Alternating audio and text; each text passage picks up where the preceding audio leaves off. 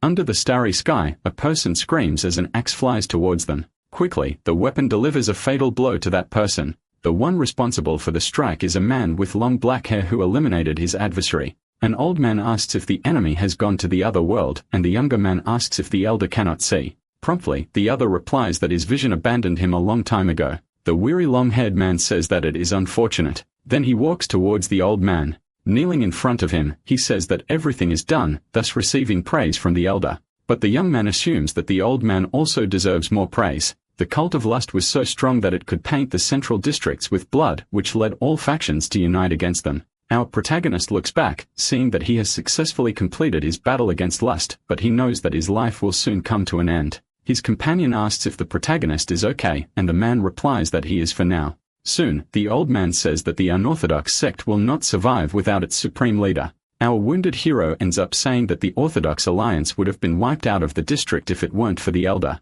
With a loose laugh, the man ends up saying that it was all because of him who is Yuan Huzheng, also known as the Black Emperor. But still, there is something that this old man wants to question the young man about, leaving him confused. The elder knows that the protagonist was chosen as the successor of the orthodox factions, but still, he preferred to become the leader of the unorthodox faction. Soon, the Black Emperor falls silent, then he explained that things happened because of this. The old man is not impressed and then reveals that his death will arrive in 8 minutes, and the younger man assumes that he will stay by his side until the end. While they both talk, a third person ends up rising with a needle sheathed in a purple aura. Then the leader of the Marimo Alliance ends up saying not to hold any grudges, and that man prepares himself. Thus, he throws the needle, which strikes directly at our protagonist's chest. Feeling pain, our hero ends up letting out a groan. Realizing then that it is an acupuncture needle, the purple aura of the individual begins to dissipate. And our protagonist realizes that Tang Quan didn't die as he had thought. The elder asks him to understand as who would stop him if he died.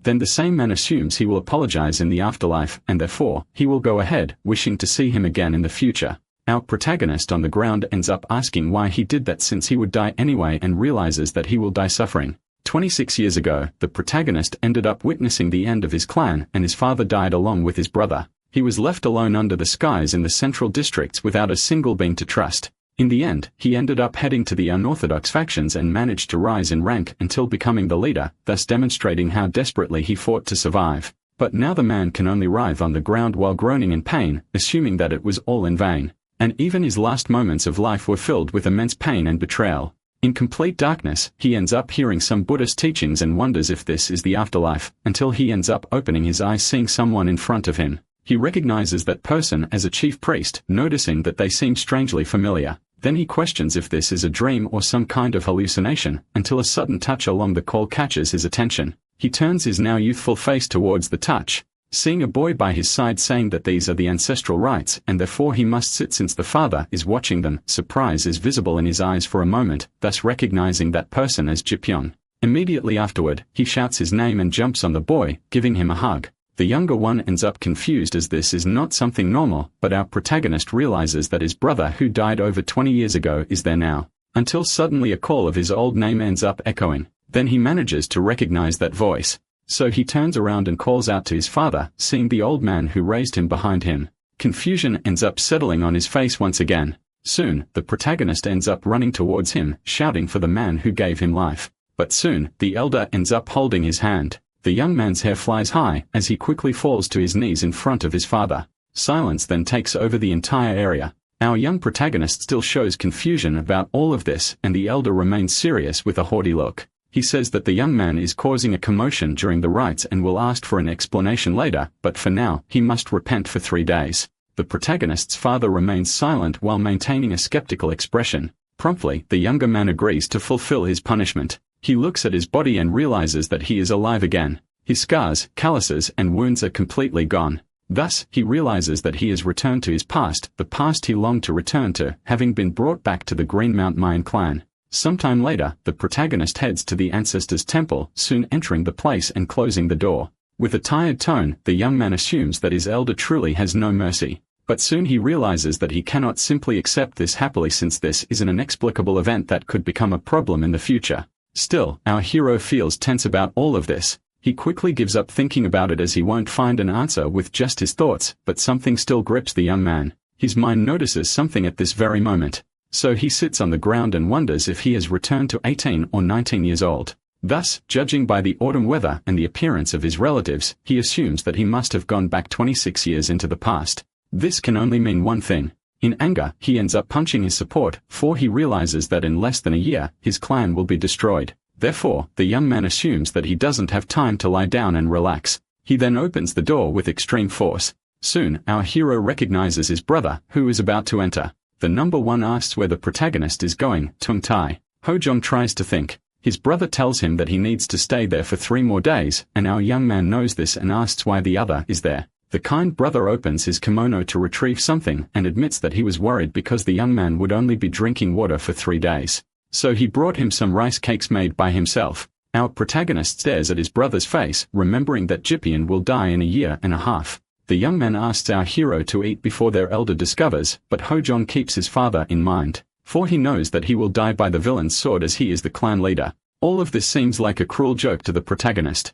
Thus, assuming in anger that he will eliminate the enemies before that happens. In his mind, he says that he will prepare properly to prevent this from happening, and his brother is confused by the sudden hug. Hojong promises that he will reach his peak and kill all the trash that dared to take away his happiness. Sometime later, the protagonist arrives somewhere. Thus, he follows the path and climbs the stairs. The servants bow and greet the young master. Our protagonist continues forward until he makes an abrupt stop, standing in front of 2 guards at the place. Both greet the young master and ask why he is there. Our protagonist says he wants to see his father. The guard asks if the young man came because he was called, but Hojong replies that he did not. With that, the elder approaches slightly, saying that in that case, our protagonist does not have permission to enter. Hojong claims he's in a great hurry. The other responds that he has strict orders not to let anyone in until noon. With that, our young man apologizes and requests that they deliver a message to his father, to which the 2 agree. Our protagonist states that he will learn the true blue silk technique ahead of time. The elder agrees, but they soon realize and become confused by this news. The bearded one asks if he really plans to do something of such a high level. Our young man confirms and then withdraws, but not before reminding them to inform his father. He then leaves the temple where his father is, keeping in mind that this technique will soon be in his grasp. The guards wonder if Hojang will really learn one of the 5 martial arts of the young clan. His companion says it is impossible for someone like the young master, but his second young master might be able to achieve it. We soon see that in the past, Hojang used to hate Jippian because his brother's talent was so great that their father used to talk to him alone. So the protagonist treated him as if he didn't even exist. The little one says it's cruel to stay hungry for so long because no one will last in a battle if they only consume water. He sighs and quickly looks around. Then he asks if the protagonist is hungry and if he wants him to bring something. Our hero remains silent and his brother mentions finding an inn he might like, but is quickly interrupted by our young man who calls his name. Silence fills the place at that moment and the younger one, confused, questions him. But our young man ends up apologizing to him, thus asking for forgiveness for treating him so poorly. He then admits that he is useless and dishonest for not being able to support his brother's growth, and all of it was because of his foolish pride. Finally, he assures that this will not happen again. Impressed, his little brother tries to say something, but his brother finishes by saying he's sorry for causing so many problems. And even if he is not forgiven, he hopes they can both forget this grudge. Ji Pine realizes that Hojong has truly changed and no longer hates him. Thus, the young man ends up crying with happiness at hearing this confession. His brother lets out a light sigh accompanied by a smile. Both stand side by side and Hojong comforts him. The 2 guards observe in silence. They are confused but impressed by the scene they are witnessing. Next, we see another place, the kitchen of Old Sunny. Jippian, picking up a piece of fish, calls his brother. The latter lifts his gaze to look at him. He then comments that the boy's flying swallow kai has become more vivid. Our young man is impressed that he noticed and admits that his way of walking is quite different from usual. Revealing that his energy seemed to move slightly ahead of his body, Hojun notices and remains silent. Recalling that he practiced the flying squall method during his exile, it was a dangerous plan because he had to focus and understand every inch and fiber of his body. Thus, he realized that his body had also regressed in an extreme way, as he had to forcibly extract the internal Ki from his body as if it was shattering into several pieces. It was a painful and extreme process, thus acknowledging that it wasn't easy. The young man ended up with a nosebleed. His mind and body were being kept together solely by his willpower. Chu Pine realizes that his brother's flying swallow method must already be at 7 stars. Realizing something extreme, the young man agrees, then revealing that he has mastered the flying swallow method completely. Standing up surprised, the younger one asks if this is true. but soon congratulates him, and Ho-jong realizes that due to his internal Kai change, his walk has slightly altered. Even so, his brother's talent and perception were such that it allowed him to notice this with his own eyes. The other notices something strange as a familiar Ki approaches. Ho-jang, sipping his tea, realizes there are 3 people, one of them with an acceptable level of strength. His brother walks ahead to greet them, but he is soon stopped by bumping into someone, a woman who glares at him with an angry scowl. He tries to apologize, but the 2 pass by the young man without acknowledging him. While the 2 Ryu people talk, the younger one ends up meeting his friend. Namgong Sanghua comments that the place they are in isn't oppressive at all. Our protagonist drinks his tea while his brother converses. With a serious and attentive look, the young man remains alert. The elder suggests the girl try the fish there until he recognizes the protagonist's brother, calling him Brother Jung-hak. Then the younger one decides to introduce his older brother. Cordially, our hero greets and introduces himself as Yun Ho-jong. The elder introduces himself as Lee Jong-hak, but is quickly interrupted by the girl who asks if they came just to see the view. Desperately, the man denies it and then asks his brother to order some dishes. The woman then looks around, then asks if the man has the audacity to call that a dish of food. Jipian, with his head down, returns to his seat. Then he apologizes, saying he shouldn't have suggested coming to that place. But he is soon interrupted by the protagonist who calls him. He says they need to celebrate his success and that the young man should buy him a drink. With great emotion, the young man says he will buy as many drinks as the other wants. Time passes with the place in silence. Even a woman's shout becomes evident as she claims it's a disgrace for someone inferior to give a lecture. Her companion tries to ask his young lady to calm down, pointing out that people are watching. With a snobbish smile, she wonders whom is referring to, saying there are many insects in that place. Both brothers end up staring at her, but Jipyong shows a scowl of anger. The 2 try to convince her to stop talking about the brothers since they both belong to a prestigious clan. With a sneer, the girl says no one recognizes the ragged young clan as one of the 7 great clans. She then tells the boys to whisper but reminds them that she could tear their mouths off. Suddenly, the younger one stands up. Our protagonist lifts his gaze and looks at him. He sees his little brother turning towards the woman. He tries to call his companion who is surrounded by an aura full of rage. Soon, the younger one shouts that the woman is going too far. She looks confused by such a statement. Then the boy assumes that this vulgar language and so many insults must be the customs of the clan she belongs to. This leaves the young woman completely paralyzed. But from that paralyzed face, a wicked smile emerges. The same girl starts laughing, saying they think they are special just because others consider them one of the 7 great clans. She feels her stomach hurt from laughing so hard, but the boy simply says something unexpected. He remarks that her upbringing wasn't the best for her to display such attitudes, which irritates her completely. The woman then punches the table with extreme force, breaking it. The entire place falls silent after that display of fury. Then she says she'll open a hole in his stomach to see what's inside. The older brother tells the boy that the next time he sees people like this, he shouldn't waste his time because fixing such people is only possible with a good beating. But the young woman, still with a wicked smile, asks if she really needs fixing. She then points the protagonist and calls for her sermon. She tells the man to make the meal before her. The elder brother is dumbfounded by such a statement and command. But right after that response, he receives a direct slap to the face. The young woman asks if he wants to be expelled from the Anhu territory family. He then approaches, saying they heard what the girl said. So he tells them to hurry up, but before he can finish, our protagonist grabs him by the head. His enormous strength subdues him, forcing him to kneel. His gaze is directed at him with extreme hatred and fury. Soon, the protagonist releases the man's head, causing him to fall backward. But he quickly attacks again, delivering direct blow to the elder's abdomen. The man ends up spitting saliva out of his mouth while our protagonist remains still, staring at the lady. She prepares to launch an extremely powerful attack. She then rushes toward our protagonist while continuing to call him a worm. Our young man prepares his hands in a technique. The more experienced woman asks if he's crazy because the celestial wind technique shouldn't be used with bare hands. She expects him to dislocate his shoulder and break his arm. But quickly, the protagonist moves his hand forward, executing a curved, smooth strike with a wave around her arm, thus grabbing her forcefully. Soon, we hear the young woman scream as she suffers the pain of that attack. Her bright Kai is severed and she tries to curse him, but notices a kick coming her way. That kick hits her leg, dislocating her bone. She is surprised for a moment until she sees her leg completely shattered against the ground. A shrill scream escapes her mouth from the pain that was caused. She then begins to crawl backward, letting out some grunts. Even if our protagonist had been stabbed or struck, it wouldn't have mattered because as long as he was injured, he would have run to retaliate and split them in half. The woman looks at him and tells him not to approach her, but to stay away. What just manifested was precisely the will of the Dark Emperor Aegir that remained within our protagonist. Soon, the young woman starts screaming and cursing him in tears, then says that his clan will not go unpunished for the humiliation he subjected her to.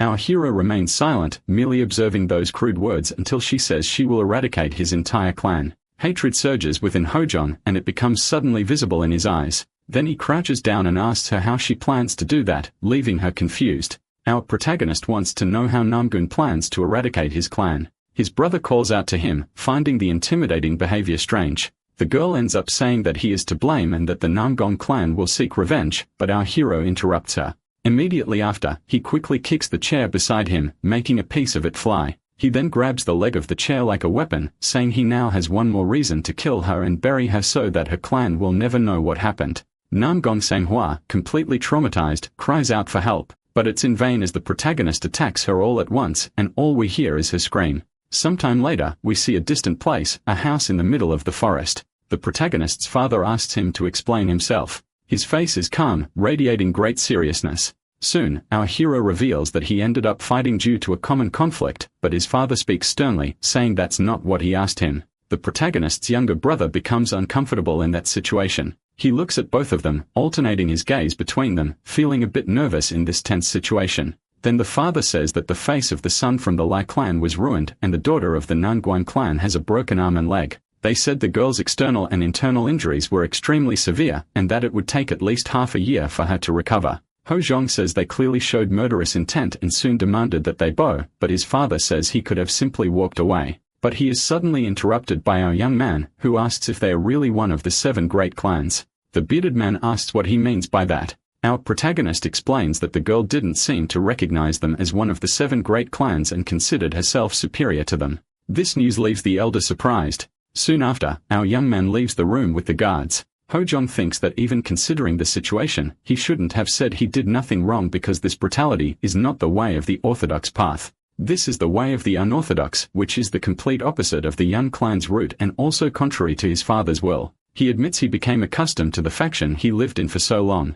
After all, he spent 30 years as the Dark Emperor. Soon after, Ho Chien wonders what he will do about the true blue silk techniques since he'll get scolded if he asks his father about it. We then see another distant place located outside the Yang clan. An old man with steady hands is treating someone's arm. It is the girl who had a conflict with the protagonist. The head of the Namvong family watches the young woman who remains in a critical condition. He then asks if she will be okay. The doctor soon reveals that it's less severe than they initially thought, but the problem is the wound in her heart. It seems she received a great shock, and while her body should recover in half a year, nothing can be done without the mental shock. The bearded man observes his daughter with a neutral and serious expression. Silence then fills the room as the doctor leaves. Then, Elder greets the young master who was at the door. The younger one calls his father who recognizes him as Hyen. This is the second chief, the second son of the clan, Nambon Hyen, who asks what his father thinks. The man with long tied hair says that her injuries are very serious and regrets sending her to see the world. The young man quickly says that his sister must have learned something from the incident, but there is still a detail in this whole situation. Because even though they helped with their personal development, they cannot forgive the criminal who did this to her. The elder says that the culprit is from the Young clan. Nam Kyung Hyen then says that the clan they belong to has only 50 years of history, that they dared to mess with their clan. Now he wants to know if his father plans to let them go unpunished. The man looks into the distance for a moment as a shadow falls over his face. Thus, he assumes that he will do exactly that. For even though a child was injured, he does not want to face a force as powerful as the Young clan. With a clearly false smile, the younger man agrees, saying that the head of the family cannot act rashly. Gelder then asks about the criminal who did this, but the young man promptly says that the individual will face the consequences as he is responsible for the whole situation. Next, the young man asks when the meeting of the successors will take place. We then see another scene where the full moon shines high in the sky. The protagonist's younger brother asks about this so-called meeting. His father explains that it is a festival where many disciples from the 7 great clans participate, and as the name suggests, it is meant to bring the clans closer together and create harmony. He then hands the entry permit to the younger son and mentions that he will send the blue squad with him, which surprises the young man considering an honor. But his father asks if there is a problem as his son seems strangely tense. The young man then says that his older brother would be more suitable for this, and the elder understands. But the bearded man turns around and thinks for a moment. He then reveals to Jipian that his brother is dangerous, leaving him confused by that statement. The elder then admits that Hojong seems different lately and asks if his son hasn't noticed this. It's as if the protagonist has become a completely different person all of a sudden. Under the high moon shining in the sky, we see our hero in another place, surrounded by Bamu. He is diligently training, handling his staff with extreme skill. He ends up delivering a strong blow into the air, but then he feels a shock run through his body from his arm. He grits his teeth in pain and lets out a groan. Then he drops his weapon to the ground. Staring at his bloody hands, he admits that this is clearly his limit. He decides you must forget about the axe for now since he is having so many problems with a simple staff. He then wonders how long it will take him to regain his strength. But soon, he hears someone calling him, expressing amazement that he is training. Our hero turns his gaze to the side for a moment, wondering why his father has come there, and the elder seems even more impressed that he is working hard, even at night. Our protagonist reveals his desire to learn to use the spear and staff properly. His father is surprised to see that he is genuinely dedicating himself to mastering such weapons, but he wonders if his son isn't going to train with the sword, which the young man promptly declines. The father asks why and then questions whether he will train with the sword since as the eldest son of the clan, he should improve his swordsmanship. But our hero explains that even if he strives to train and learn, what use would it be if it's not applied properly? The elder is surprised by such a statement and explanation. Then the young man says that the martial path is felt through the body and he has found his trail that fits with his body, so he will continue this way. Silence lingers between the two present there. Then the protagonist's father turns silently, saying that the gatekeeper told him something. He asked if the young man really wants to learn the true blue silk technique, which our protagonist confirms that he does. The elder then explains that the true blue silk technique is one of the 5 great divine arts of the clan, and no one can learn any of the 5 great divine arts without the direct permission of the chief.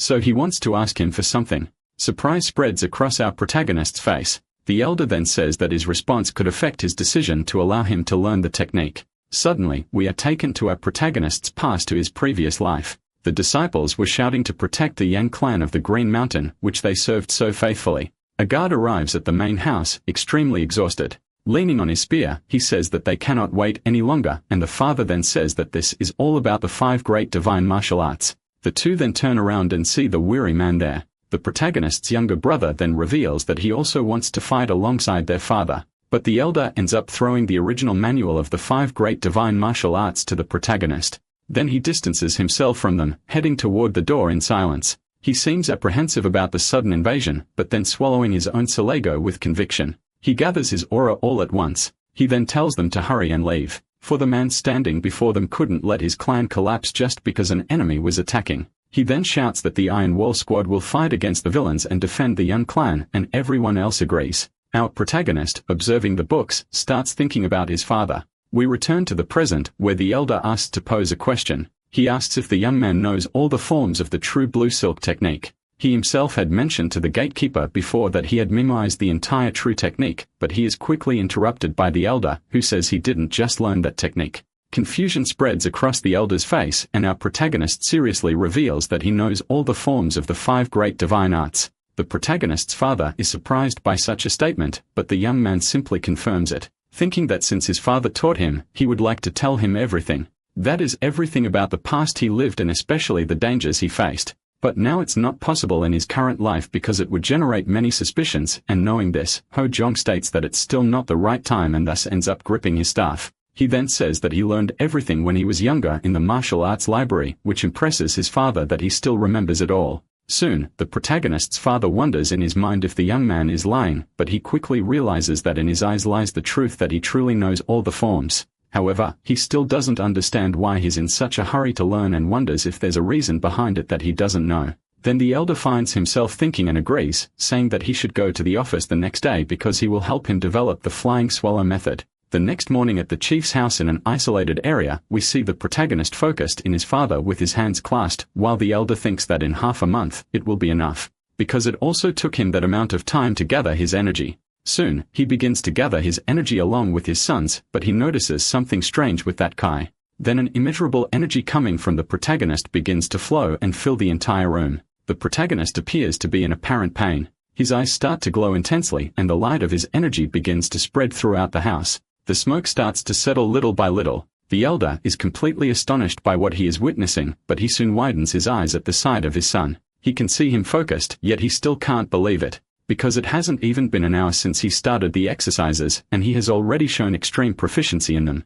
Our protagonist then lets out a single sigh, looking forward with extreme determination and calmness. Soon, Meng falls over the young mountain clan. Our protagonist bows with extreme politeness and then says they are finished. The elder remains impressed by how fast it was. Our young man seems surprised by this and thinks he's acting strangely. He then says that it meant a lot to him to feel his father's kai. The bearded man stays silent for a long moment, but soon he shows a sincere smile, saying that he worked hard and that the meeting of the successors will soon take place. Our protagonist agrees, to which his father says he wishes to send his brother to this meeting in his place, but the protagonist doesn't seem surprised. And then with a monotonous expression, he says that he understands. His father looks surprised, asking if that's really okay with Hojon. But the protagonist just confirms, and the elder asks if he really doesn't want to participate in the meeting. But our protagonist declines, saying that no one would want to sit around watching a bunch of kids who barely left their diapers boasting to each other.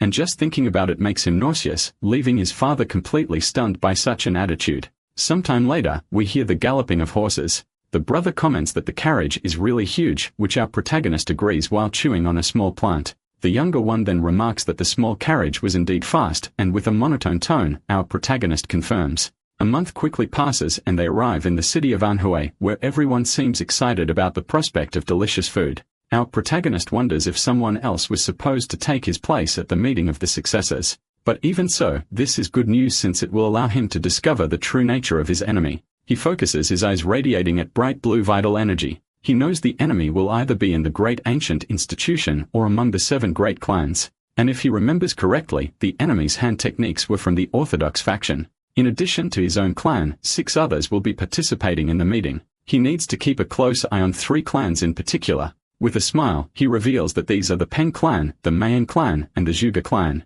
We are then taken to a forest near the city of Manhwa, where sparks are flying. We see a seemingly exhausted boy standing before the flames. He shows apparent desperation as he hides behind a tree. A man in the distance throws an explosive pouch in his direction. The young one leaves to avoid the attack, which ends up exploding against the tree where he had been. After that, the boy covers his body with his blue kai energy, thus dodging that extremely dangerous attack. The tree shatters and spreads across the area due to the explosion. The other man looks around, noticing that the tree has splintered, and assumes that the young one is fast. Someone else from another location comments that it's obvious, and the man turns his face toward the voice. It's a girl who says that with so many old trees, he's foolish enough to use a fire technique. The man with a goatee prepares desperately. Then the girl stares at him seriously, saying she has an important question to ask. She asks if he has already used everything he had in his pockets. The man is surprised by the young woman's statement, confirming that he has no more bombs. He tries to tell her to wait, but she charges at him all at once, delivering a palm strike directly to the elder's abdomen, sending him flying several meters toward a distant tree.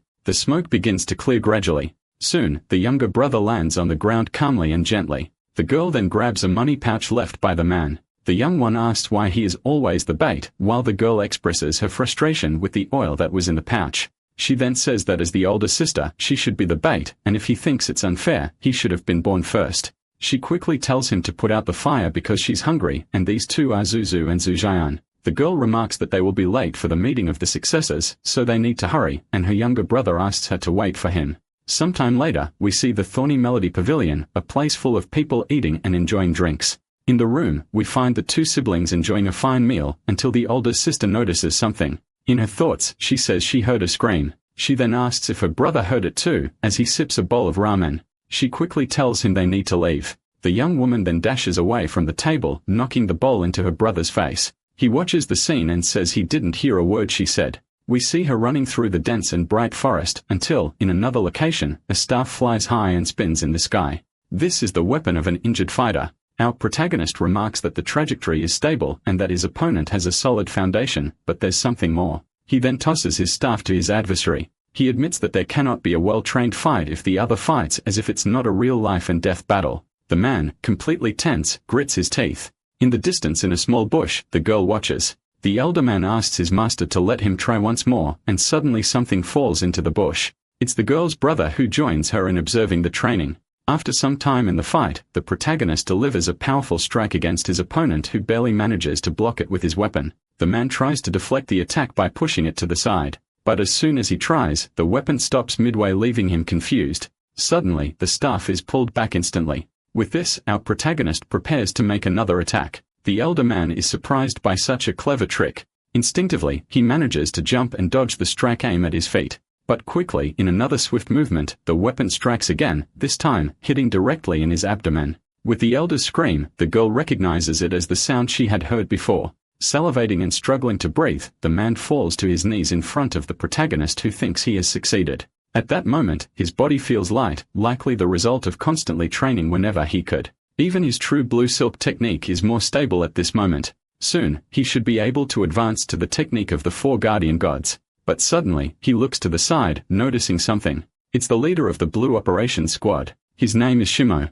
Our hero states that he needs to leave to wash up and will leave his guests with him, which the elder man understands. The bearded man waits until the person in the bush reveals themselves. He then says that he can wait all day for them to show up. The bush starts rustling quickly with the whisper. Finally, the girl stands up and reveals herself to the man, leaving her brother completely shocked and surprised. She quickly introduces herself as Jiggle Ayun and apologizes for coming there because she heard a scream. She swiftly pulls her younger brother and shows him to the man. The bearded man remarks that it's quite rude to spy on a duel, while the protagonist wonders if she's really someone from Jiggle. At first, he briefly sensed the kiss of these people, but there's something more there. The girl blames her brother for running there and says she'll have to scold him later. The 2 siblings run off while the boy tries to keep up, and our protagonist keeps in mind that their energy's nature is different from that of criminals. He cannot jump to conclusions until he sees their martial arts because in this world, even a monk could be an assassin. The same girl then turns her face in the direction of our protagonist.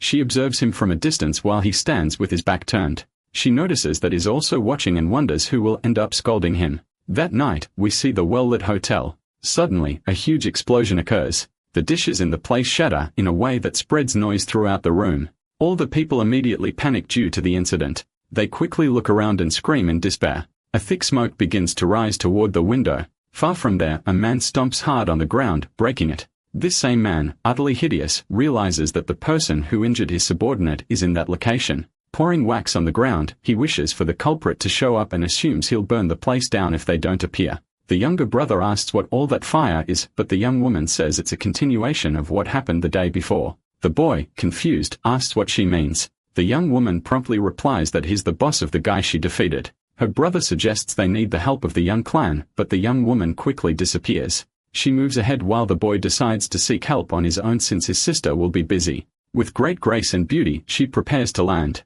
She gracefully descends onto the roof observing them. She then shouts that she's there so he can stop playing with fire. The injured man says she's the one responsible. With his broken arm, he tells his boss that it was that girl who attacked him. He suggests they capture and torture her, but something quickly happens. A heavy strike hits his abdomen all at once. The hideous man reveals that he can't see her because of the person getting in his way. He then asks her to come down so they can talk properly since they should introduce themselves face to face. The girl notices that this man can use the shadow palm technique and asks what will happen if she refuses. All of the man's servants realize that she just refused and they begin to hurl sacks in her direction. With a smile, the man points at the girl using both arms. He continues to maintain his malicious grin as if he's in complete control of the situation. The sacks approach, emanating a strange red aura, ready to explode. The girl notices the sparks and is quickly alarmed, but her brother leaps in front all at once, using the technique known as Celestial Soul to collect all the sacks at once. With them in his arms, he jumps in another direction.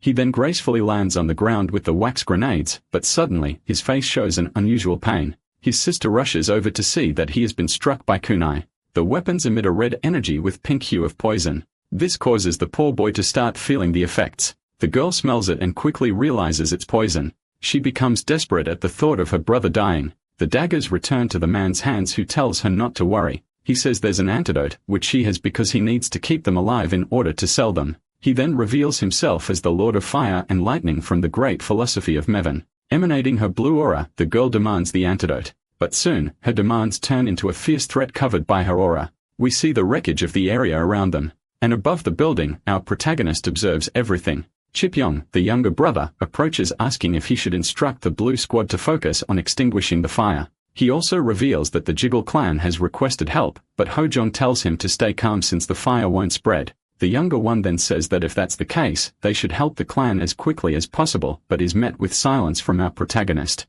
This leaves the younger brother confused, but his elder brother remains completely focused on watching the girl. He thinks to himself, urging her not to stop and to show him more. He needs to learn more about the Jiggle clan's martial arts because with those techniques, they could be evenly matched. He keeps in mind that if they are the criminals who destroyed his clan, then the suspense grows as he observes the girl. He reveals that he will turn the entire Rubai province into a sea of fire, starting with the girl if she proves to be an enemy. Suddenly, another explosion occurs at the scene. The girl moves her palm deliberately. She maintains a battle stance with a firm posture. The tall man is impressed by this. He realizes that the Jiggle clan's secret is truly something valuable as it appears to be the first technique of the divine black mistletoe. The girl quickly starts gathering her energy in her hands, but she keeps in mind that she needs to hurry. The man comments that she truly has cold blood since she's only using her secret technique after her brother collapsed. This angers the girl, clearing her thoughts. The elder man says it's almost cute because it will end her short life, but he's soon interrupted as he notices a kick flying towards him at extreme speed.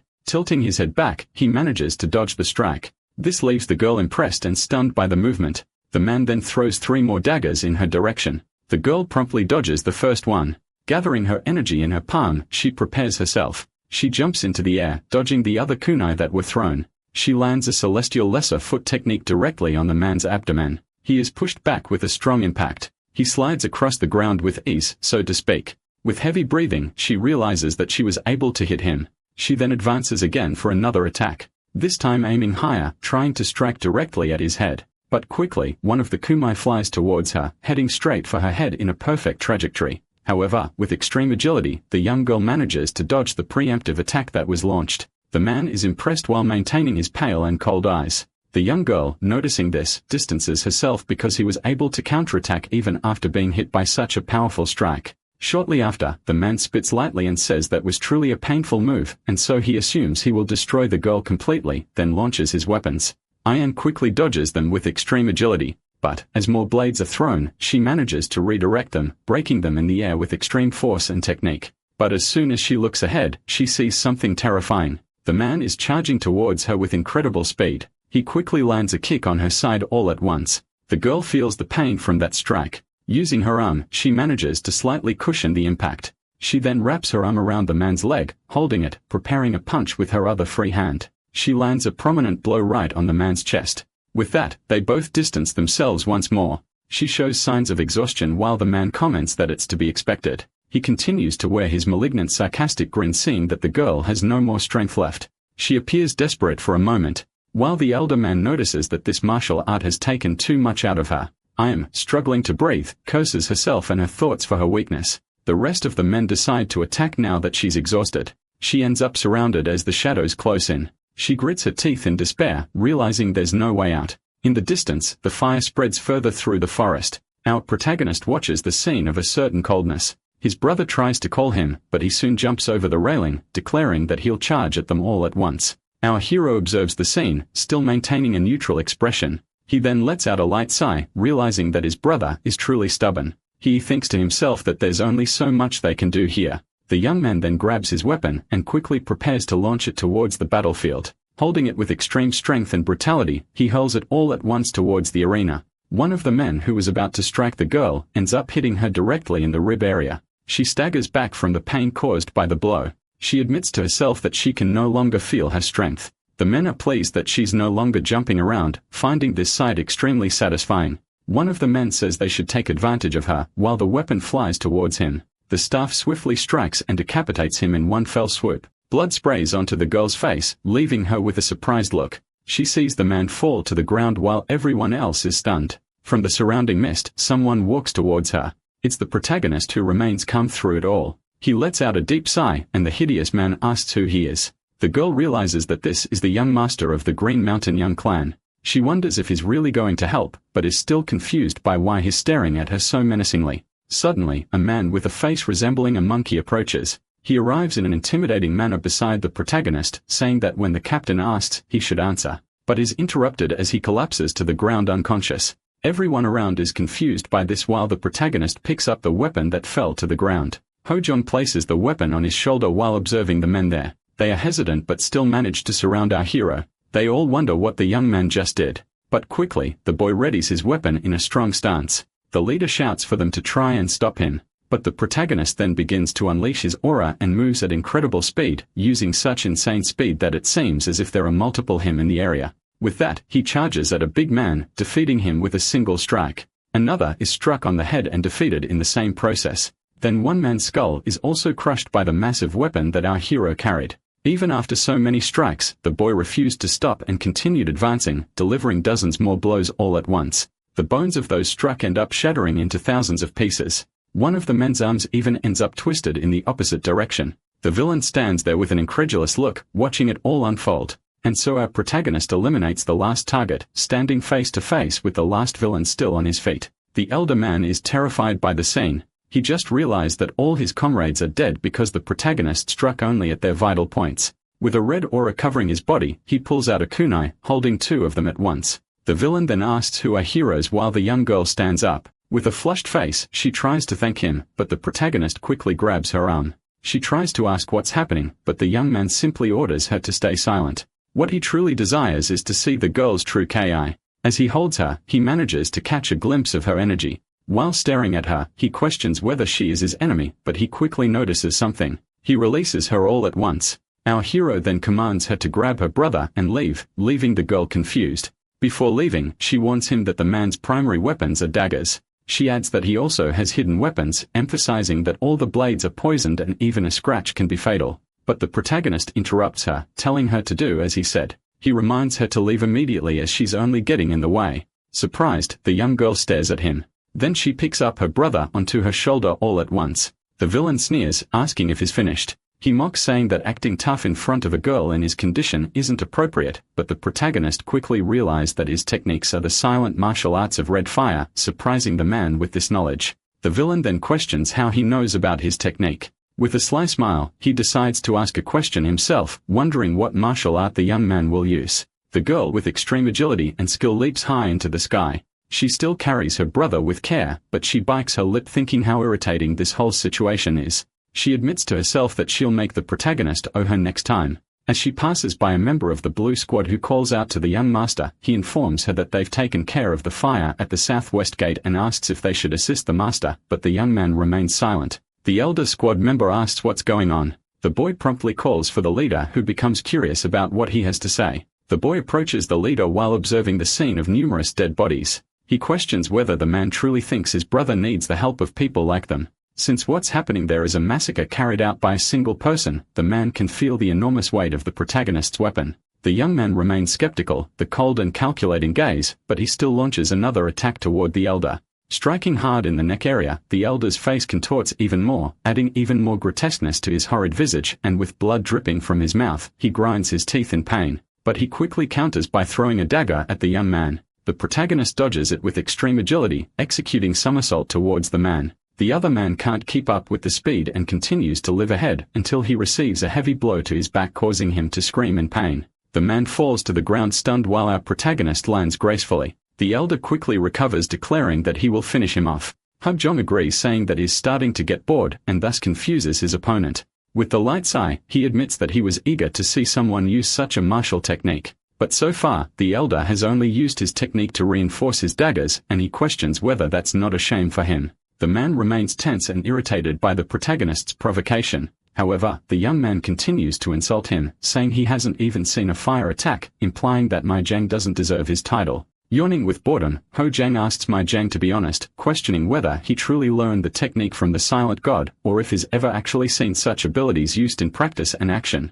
Then we receive an explanation about the Four Guardian Gods technique, a martial art that begins with the divine energy of the north. But there's still doubt as to why this is so. A dark-skinned man points to something.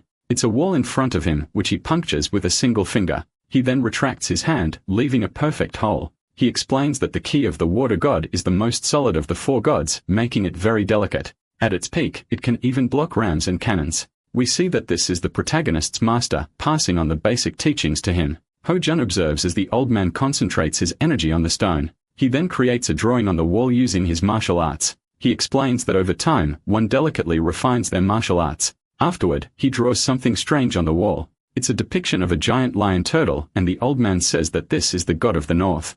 Our young protagonist touches the wall and asks what he needs to do to awaken such power. The old man decides to be honest and admits that he hasn't reached that level. He advises Hojong to take advantage of the enemy's murderous intent and warrior spirit, as the infernal fury will bring forth the energy of the water god. The elder begins to grind his teeth with intense fury. He then invokes a demonic tone, declaring that he will grant his wish. He drops his weapons from both hands. Immediately after, he charges forward before they even hit the ground. As soon as the weapons touch the floor, he's already meters away from our protagonist. But Hojong still appears bored with the irritating situation. The man with eyes ablaze thinks to himself that these are the teachings of the silent red fire that he was referring to. Yet, as he attacks, our young hero easily dodges. He follows up with 3 more attacks, which Hojong also avoids with ease. Soon, our hero concludes that all of this is incredibly weak. He dismisses it by saying that this is just fire, not even comparable to an ant. He then questions if the man has any other talents while the villain continues to attack viciously, but the protagonist keeps evading. With extreme anger and bulging veins, Mayang can only curse the protagonist. With deep hatred, he vows that even the protagonist's internal organs will be burned to ashes. His heart pounds furiously with a desire for revenge due to the humiliation he's faced. With this, he charges forward with his hand engulfed in infernal flames, but he quickly ends up striking the wall where our protagonist was standing. The wound disintegrates upon contact with the man's hand. Our protagonist can only smile in response to the situation. Extremely exhausted and with veins bulging, the elder realizes that the boy is just laughing. This only drives him to attack more aggressively, while our protagonist thinks to himself that he just needs a little more. The man's silhouette begins to distort as his rage grows. Even so, he continues to attack with extreme brutality, but our protagonist dodges with graceful ease. He keeps in mind that he needs more of that power. The elder then manages to strike the protagonist's weapon, sending it flying into the air. He follows up with a claw strike while shouting for Hojong to go to the other world. But quickly, the protagonist grabs his hand and interlocks their fingers.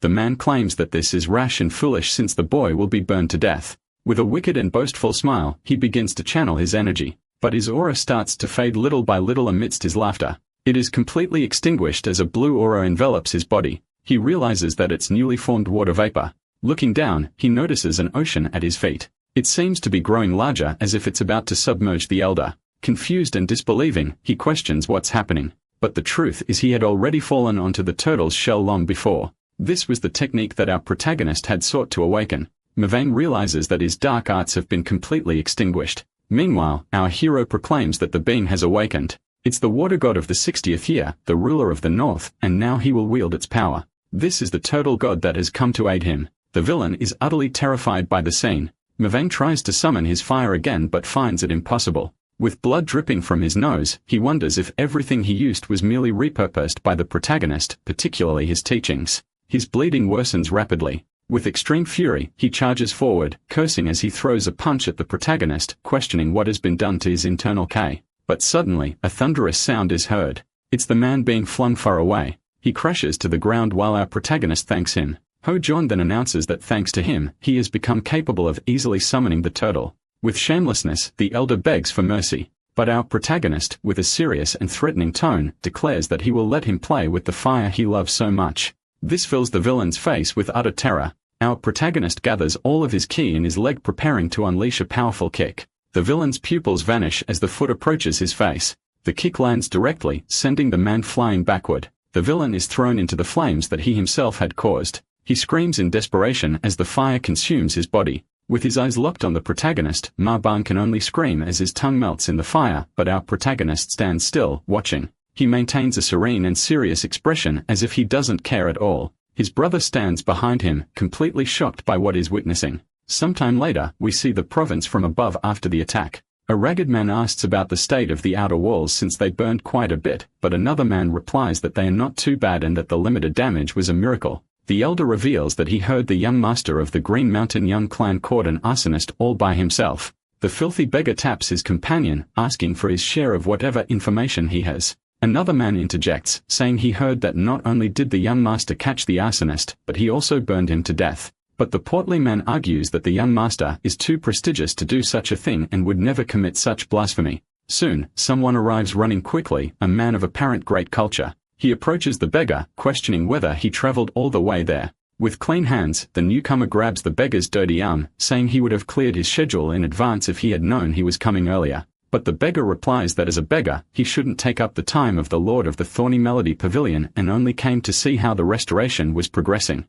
The elder reveals that it's going well, thanks to the help of the beggar sect, and the bearded man says that if there are any problems, he should be informed. The elegant man then bows and bids farewell. The portly man asks who that person was, but the elder explains that he is the one who hired everyone there to help the Fauna Melody Pavilion. This leaves the two men completely shocked and impressed. That man is responsible for the intelligence organization of the Orthodox faction and is the successor of the beggar sect. Stroking his beard, he thinks about the protagonist, noting that he defeated someone like Maban, one of the 13 of the Orthodox faction, without difficulty. His name is Guptuk Sen, and he admits that is dying of curiosity, saying that it's better to see for himself what the young master is like. He then runs off declaring that the next place to beg is at the successors' meeting. Sometime later, in another place, we see a forest with a gentle breeze. This is where our protagonist is training. He reflects that the Turtle Guardian is in martial arts specialized in defense, but it's possible to use its strength to convert it into an excellent offensive martial art. It's also very effective in purifying turbid Ki, and since ancient times, it's said that if the yin of the Guardian is strong, then there will be no negative energy in the body.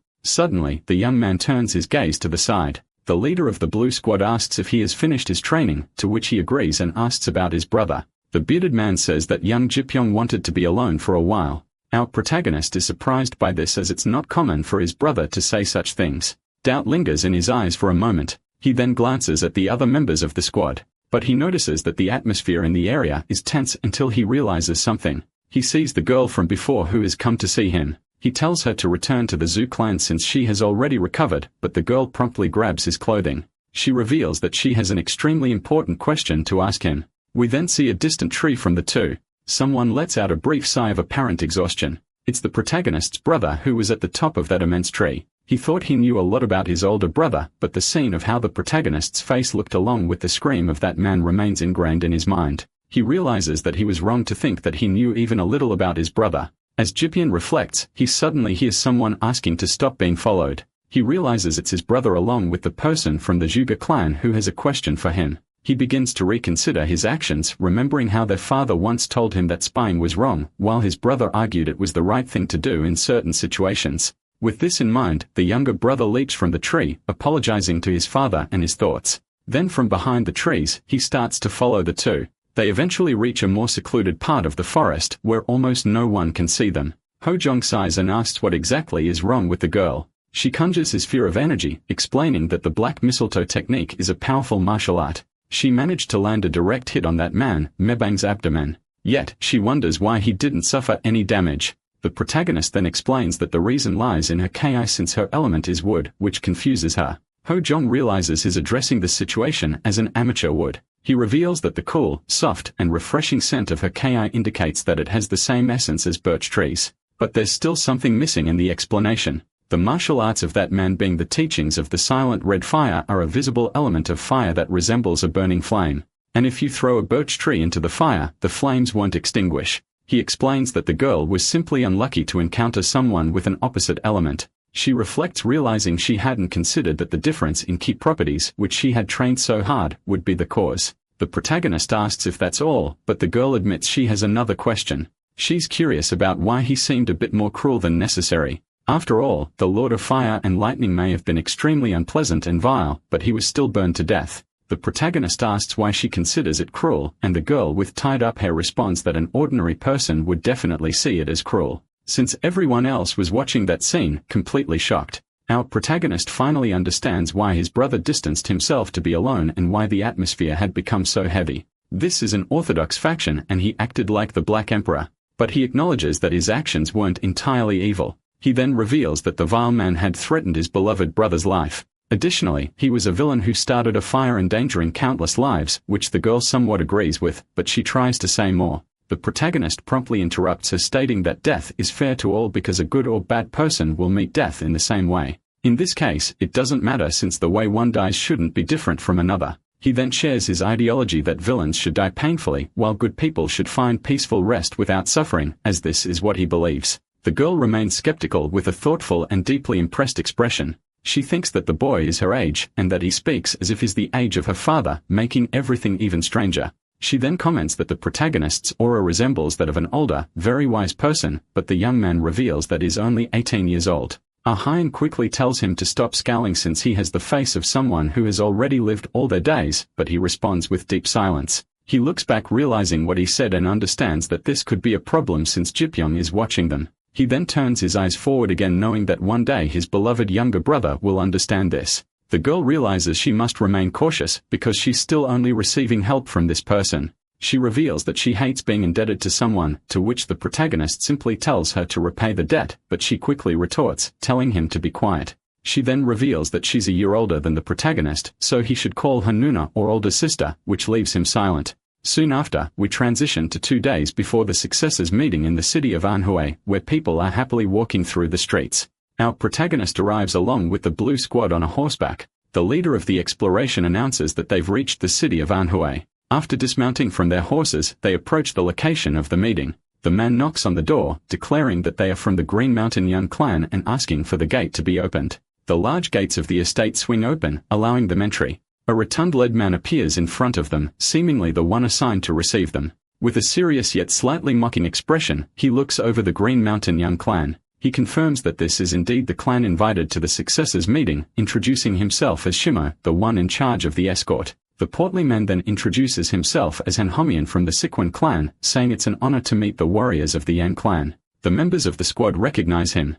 Our protagonist observes him, seeming to recognize his name. Soon, he also notices the person standing behind Hanhomian. This individual wears a seemingly insincere smile. Our protagonist knows that this man is directly affiliated with the Dan clan. Right after identifying those men, the hero thinks he must quickly repay his debt to Dan Kwon. Since the boy in front of him is the son of that same Dan man, Shimo, in turn, promptly introduces the chubby one to the 2 young masters whom he has already heard a lot about. Without wasting time, Young asks which of them is the second young master because he heard about his extraordinary talent. However, this is interpreted by the others as quite rude, especially for ignoring Hojong. Logically, the leader of the blue squad tries to interfere, but quite maturely, the protagonist tells them to sit down so they can eat quickly. And without any kind of retaliation, the boy just walks past the chubby one, ignoring him. In this case, the latter comments to his colleague that despite appearances, the boy has a lot of courage. After all, for young master Dang Yangshan of the Dang clan of Sikwon, it takes boldness to humiliate someone like them. In any case, the boy can't wait for the meeting of the successors. In the following days, during the successors' banquet hall gathering, a get-together takes place when the twins Pang Man Ho and Pang Dae Ho appear. Upon seeing this, the hero immediately recalls that clan is the same one from the Conquerors of Hebei. The boy met these twins 2 days ago because Pang Dae Ho greeted him. But when his internal key was examined, it didn't have a villainous nature. Meanwhile, the girl the two are flirting with at the moment is Moyang Yanhua from the Moyang clan, which is different because that specific clan is one the protagonist holds deep resentment toward due to his past. Regardless, he knows there's nothing to worry about at the moment, so that means only the Mayan clan is left to appear. With that, the hero asks where the successor of that clan is until. At a certain moment, a girl finds Hojong amidst the crowd. The twins in turn become even more enchanted by her beauty. And on the other side, Hien Namgong from the Namgong clan also makes his connections. At a certain point, he finds the same girl and thinking the signal is for him, the boy says he has to leave. Rushing to Ain, the young man tries to call her, but all she wanted was to talk to our protagonist because she missed him even though only 2 days have passed since they last saw each other. In any case, our hero asked her to stop following him because he's very busy. But what catches Hien's attention most is his curiosity about why she's after Hojong.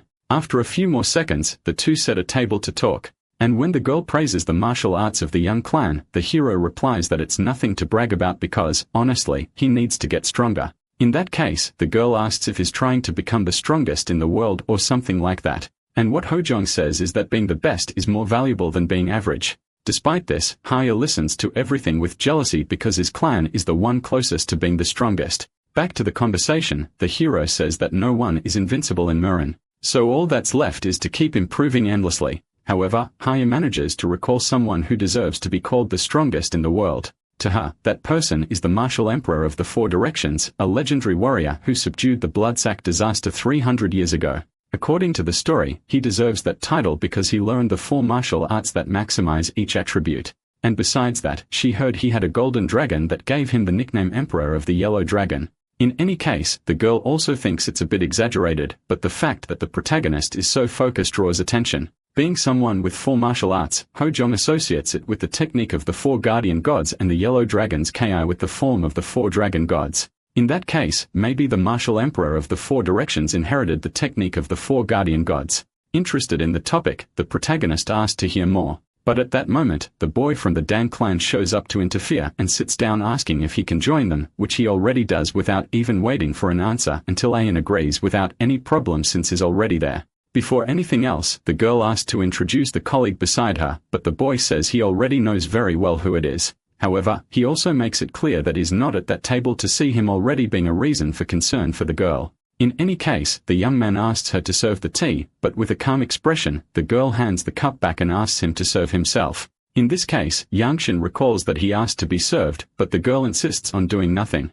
Despite that, the young man remembers that Ayan served the protagonist, but he was different because he was a friend. So the young Master Dang says he can become a friend too, and in a harsh tone, the girl agrees on the condition that he'd less rude. Obviously, such a reaction was not something he was expecting. But since she's cute, the boy settled for saying it was a relief that she wasn't as obedient as the other girls. However, that shameless statement was enough for Hyan to show up and tell the guest to stop bothering others and to stand up. Yangshin, in turn, advises the boy that he shouldn't go against someone from the Dan clan if he values his life, though the Nambum are famous swordsmen. But even in this case, the boy comments that the strongest swordsman isn't even worthy of holding a candle to the strongest in the world. Thus, the two start a childish game of claiming which clan has more power. But as the argument starts being heard by everyone, someone else shows up to give his opinion. In a very imposing way, he asks which fool thinks is the strongest when the Mayan clan is right there. Because with just one word, it's enough to completely change the atmosphere. This man is the third young master of the Mayan clan named Mayang Horan.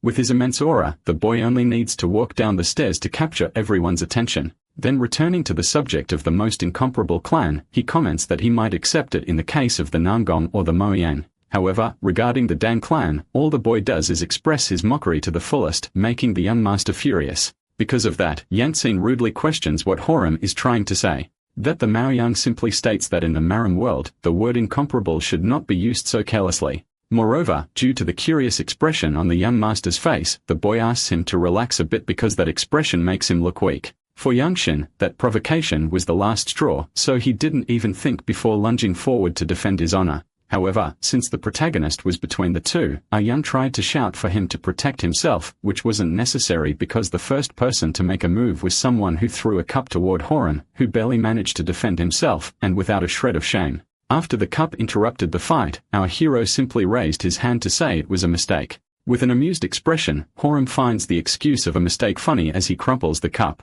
In the moment their eyes meet, the boy's smile grows larger until it becomes full laugh. Then finding the hero quite funny, he asks which clan he is the successor of. But before answering, the hero advises Horam to focus first on the enemy he's dealing with. In any case, even though it wasn't him he wanted to fight, Yan Jian warns that if Hojong gets involved unnecessarily again, he will definitely be the first to lose his life in this place, and without further delay, the young master prepares to do something crazy. But once again, a cup is thrown, and this time deliberately hits Yang Qian's head, making him faint before even getting to fight. After all, he was already being quite annoying. Wasting no time, our hero gets up to continue, but Hyan advises him not to make things worse, which came too late because an instant the protagonist was already face to face with Horan.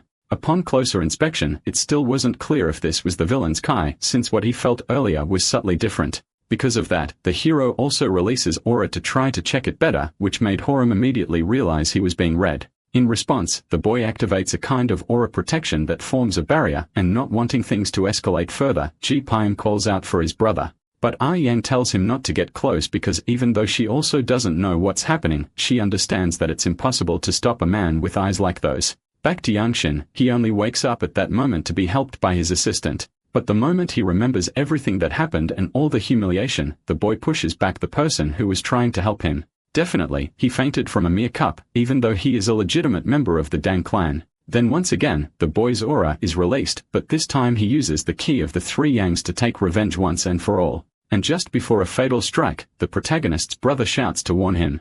Thus, the blow approaches at an extraordinary speed and with the force full of the resentment of humiliation. However, the strike simply passes right by the protagonist, who manages to grab the boy's arm and squeeze it, making him groan in pain. With all that strength, Yansin believes his arm will shatter, but he still tries to attack with his other hand, which is once again forwarded by a strike that hits his shoulder, dislocating the joint. This time, the pain is even more unbearable, yet the hero doesn't intend to stop activating the 12 northern celestial walls.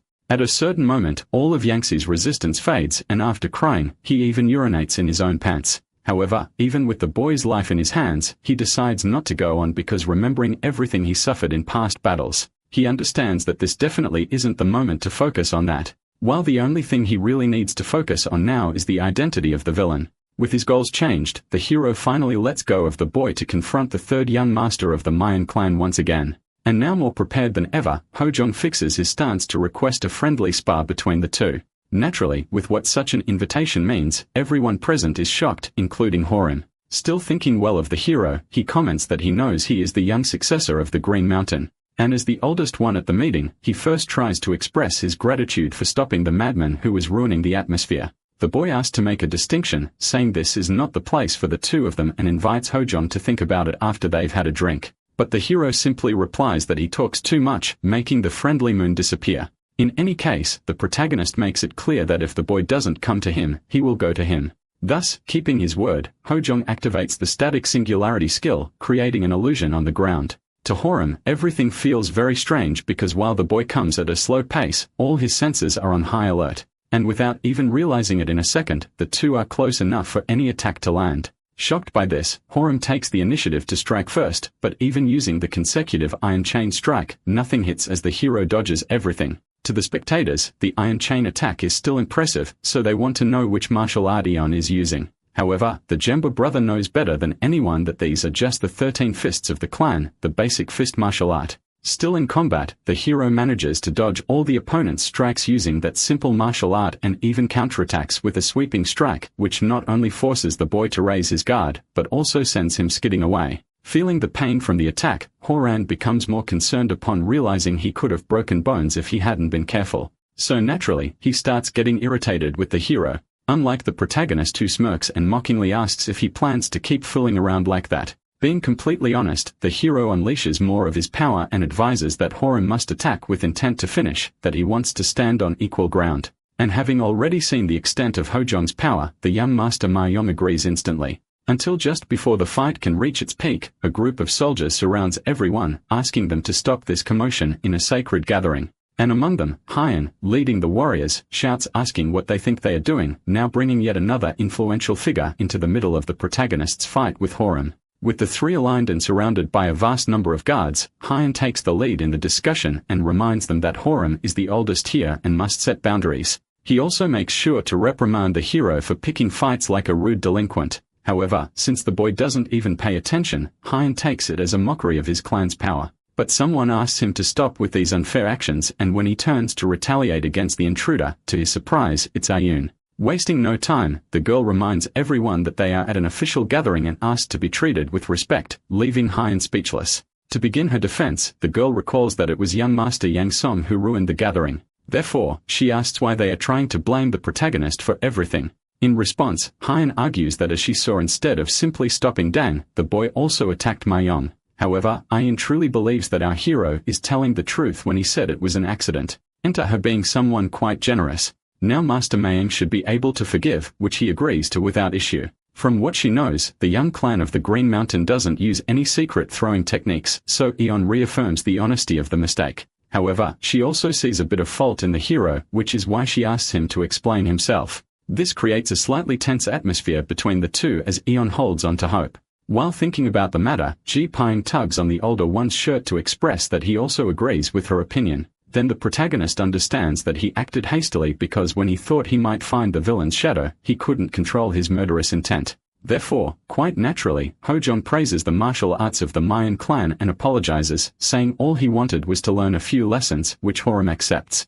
Without further delay for having ruined everything, the hero remembers that his father always told him to think before acting and jokes with everyone, saying his father will make him go hungry for 3 days straight again if he sees what happened. Then while everyone laughs, Hojong comments that he hopes no one knows close to his father, and to apologize further, he says he will serve a glass of liquor to everyone at the banquet tomorrow. Also, will be happy if they can overlook his rudeness with an open mind. However, unexpectedly, Lord Pang Daeho interrupts the apologies, calling it nonsense. But to the hero's luck, he only interrupted to say that 1 glass wouldn't be enough for his body, and energizing everyone even more, he shouted for them to get drunk together until they could forgive the protagonist. In the end, the guests left thinking well of the protagonist's personality and excited for the banquet. Also very happy with how Eon handled the situation, which was totally different from Hyun. Hojong, in turn, is content that he still has plenty of time, and Peng Man-ho calls for Hormion, knowing his nickname Steel Whip of the Poison Dragon. Then, while Yangshan remains lying on the ground, the two go out to chat a bit.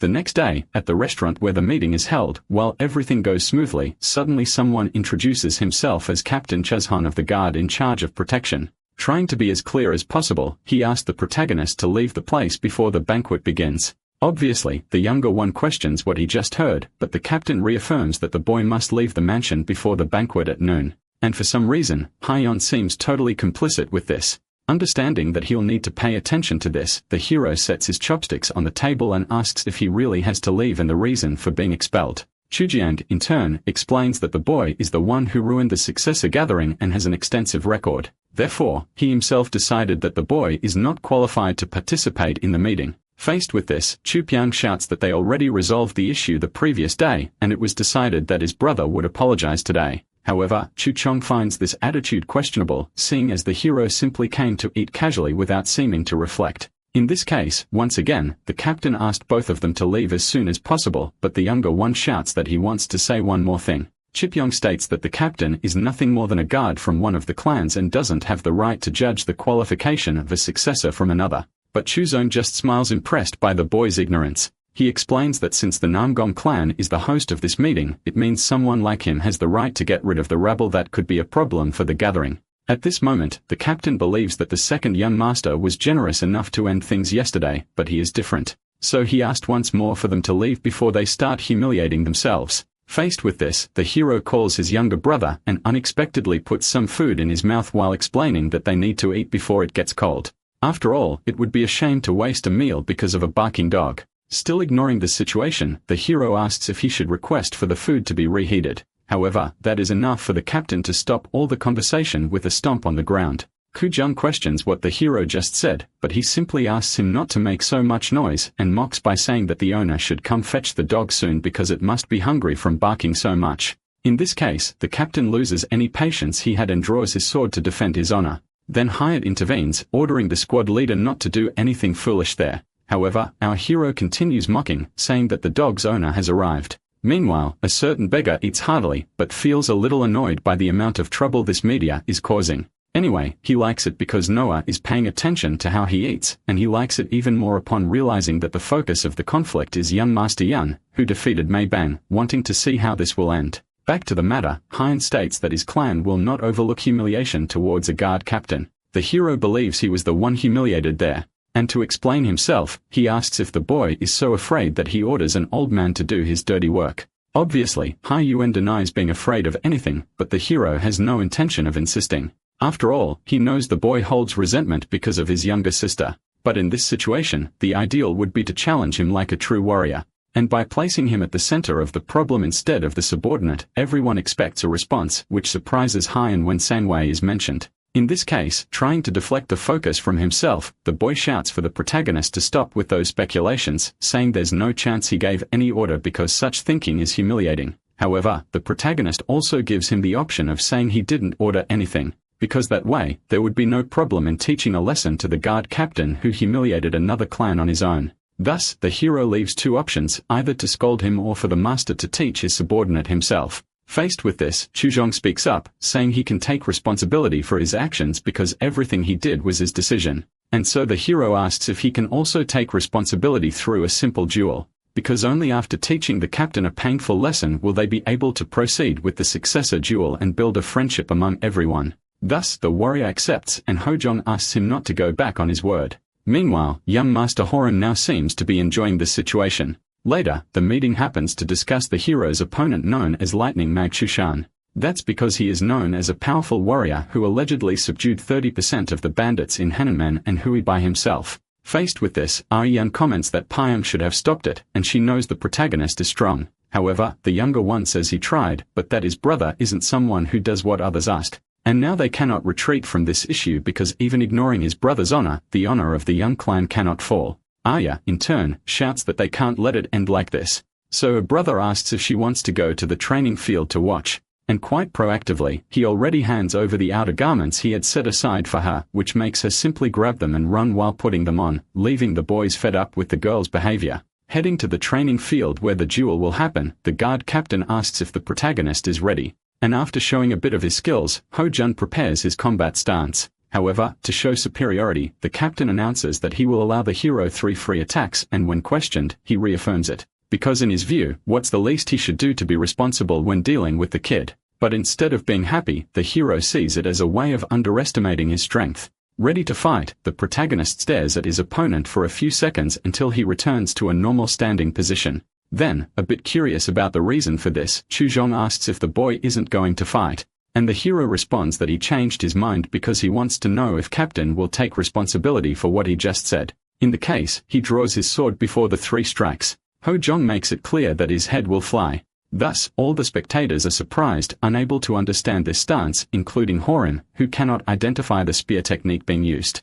Meanwhile, Hein wanted to ask what the guard leader was doing, but even the loudest shouts didn't reach his ears, because suddenly, the sensation of a giant axe approaching overwhelms all of his senses. For the first strike, the protagonist brings his weapon down vertically against the captain's defenses, and Chuzhan manages to defend, but he also deeply feels the power behind the opponent's attack. Without wasting time, the hero prepares the second strike, which this time is a thrust, and due to the increased strength, the leader is nearly pierced. With his clothes torn, the captain's concern reaches an extreme level, especially because now it's time for the third strike, which consists of consecutive thrusts like the previous one. Thus, the captain realizes he has no other choice to avoid death except to defend himself, and that's what he does, drawing his sword and knocking the protagonist back. With his armed battle stance, Chuzhong does not allow himself to make another mistake because he has been through many trials. And he knows that if he hadn't blocked correctly, he probably wouldn't still be there. In any case, the hero states that the guard leader has failed and now reminds him of what he had just said. From the beginning, the agreement was that if he couldn't endure the 3 attacks, he would be eliminated.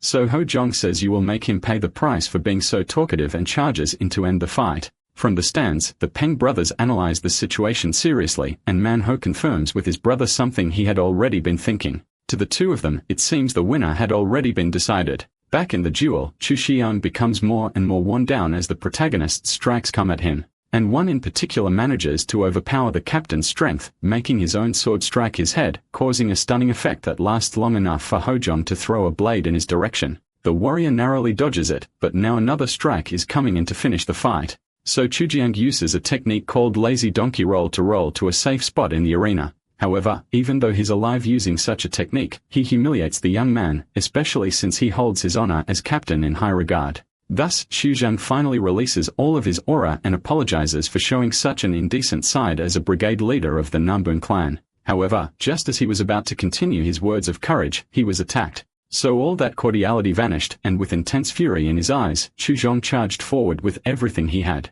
In response to the assault, Ho-jong throws blades he has with him to slow the warrior down. Then Chuzhong responds with the technique 3 life hunting swords, which is a very dangerous throwing style that almost hits the hero, worrying the younger brother greatly. To regain his advantage, the hero once again uses the footwork of static singularity. During his attacks, Chuzhong can't understand why everything is vibrating in such a strange way. And even when he lands a thrust, it only hits the protagonist's defense field, being deflected back at the captain himself. That's the power of the 12 northern celestial walls, which not only reflects but also disables the warrior's wrist. At that moment, the captain nears defeat, and in his eyes, the protagonist only seems to be growing stronger. Then with one last breath of energy, Chuzhong grabs his sword with his left hand to try and defeat the boy. However, our hero also begins to use aura, unluckily for his opponent.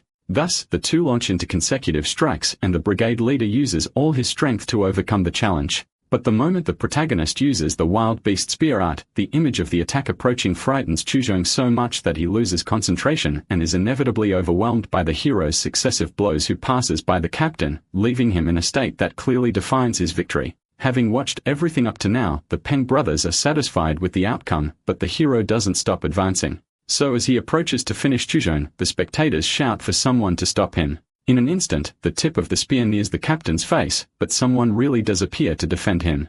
It's the same beggar from before the banquet who just wanted to eat without being judged. But the hero immediately recognizes him because this person was someone important from his past, none other than the leader of the beggars' sect himself. Upon hearing that suggestion, the man comments that is truly worthy of that title. Then, while forcing himself to block the attack, Daksang asks the hero to tell his master to retire soon. Anyway, the beggar acknowledges Hojong's strength and asks to talk because his injuries are starting to hurt a lot. In this case, the hero asked why he did that, but even if a mistake cost him his hand, Daksang doesn't have much self-respect. Changing the subject, the beggar asks how Hojong knows him, since he doesn't remember ever begging in the young clan. Hojong says he just heard rumors about him being the future master of the beggars sect, but instead of being happy, that only confuses the young man. In any case, good Daksang is still the same as before, where they used to be drinking buddies in the past. But the hero only met him after he became the Black Emperor, which would happen long after this point. And the strangest thing of all is that Daksang wasn't even present at this meeting in the past.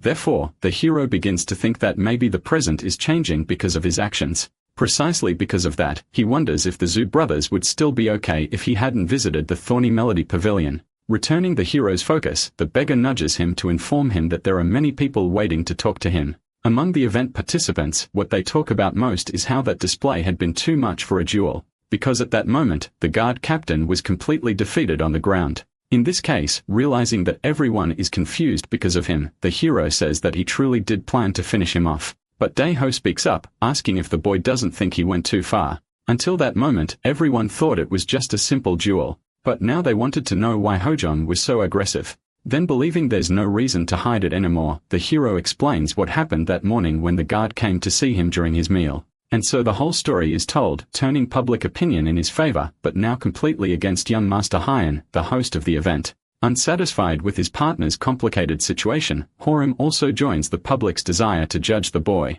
However, unlike the others, he suggests that Hyan should have praised the subordinate more often, wanting to frame the story as if the squad leader did what he did to gain recognition. So the boy asks him to apologize since he wasn't good enough at managing his subordinate. In the end, it becomes clear that Horim is doing everything he can to shift the blame away from his colleague. However, even though both are close to getting away from responsibility, the hero comments that it's amusing to see how Horim acts like an older brother, and says that he would also act that way if his younger sibling made a mistake, even though his brother has different principles than a certain someone. Horim, in turn, pretends not to understand the protagonist's indirect comment. But to everyone's surprise, Hyan publicly apologizes, admitting the order he gave to Chushan as well as everything else. Horim definitely can't believe that all of his efforts were in vain. But continuing, Hyan explains all his mistakes using the others as witnesses. And precisely because he is regretful, he apologizes for his lack of virtue. However, because he only did this to prevent his relationship with Sanghua from being exposed, Hojong makes a point of refusing it publicly.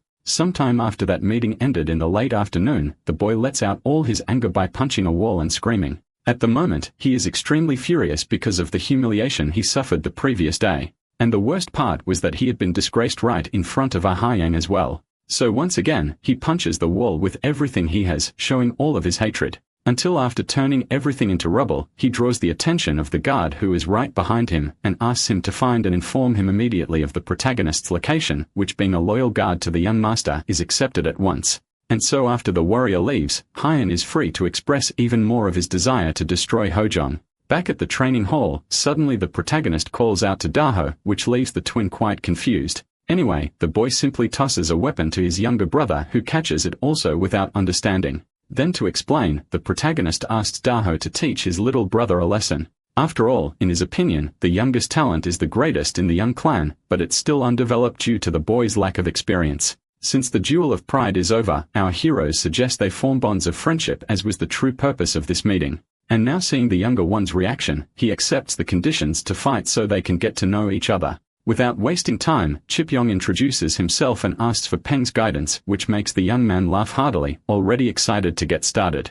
With that, the other event participants pair up to do the same and finally get to fight people they've always wanted to. Such is the case with Yanhua, who asked to improve her skills with Manho, and Ayun's ally, who asks for Daksang's guidance to the latter's surprise and delight. So while the two head out to enjoy themselves a bit, the young man thanks him for his goodwill. And now since their duel was interrupted last time, the hero asks if Korim is ready for a round 2.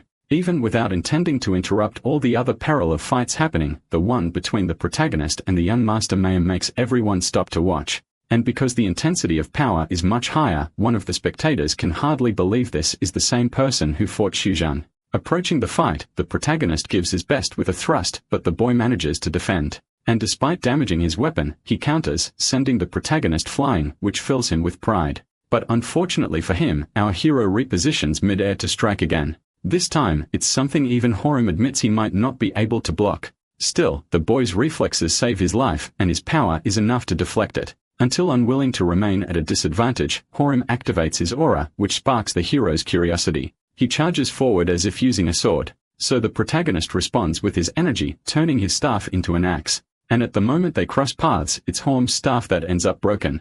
Even though the boy still shows some spirit, the hero remarks that he's smart and should call it a day. And with the excuse that he's already learned enough, he says goodbye, leaving his opponent behind. But the real reason was something else, because as he walked away, images of the aura technique from the last fight flooded his mind. As the hero connected it to the day he lost his brother's life in the past. Therefore, holding back his rage for now, Hojong understood that these were the signs he needed to blame the Mayan clan. The next night outside the palace, the protagonist continues cultivating as usual since he's now managing to clean almost all of his murky K. Anyway, the boy lies down to rest a little and gaze at the moonlight while reflecting on his discovery of the Mayan clan. Clearly, Horim's innate method of Ka control is the same as the martial art he witnessed. Depending on each sex breathing technique, the method of Ka control varies greatly, which is why clan leaders control who learns them. Moreover, that blade technique was hard to recognize because on that day, the assassin used a spear.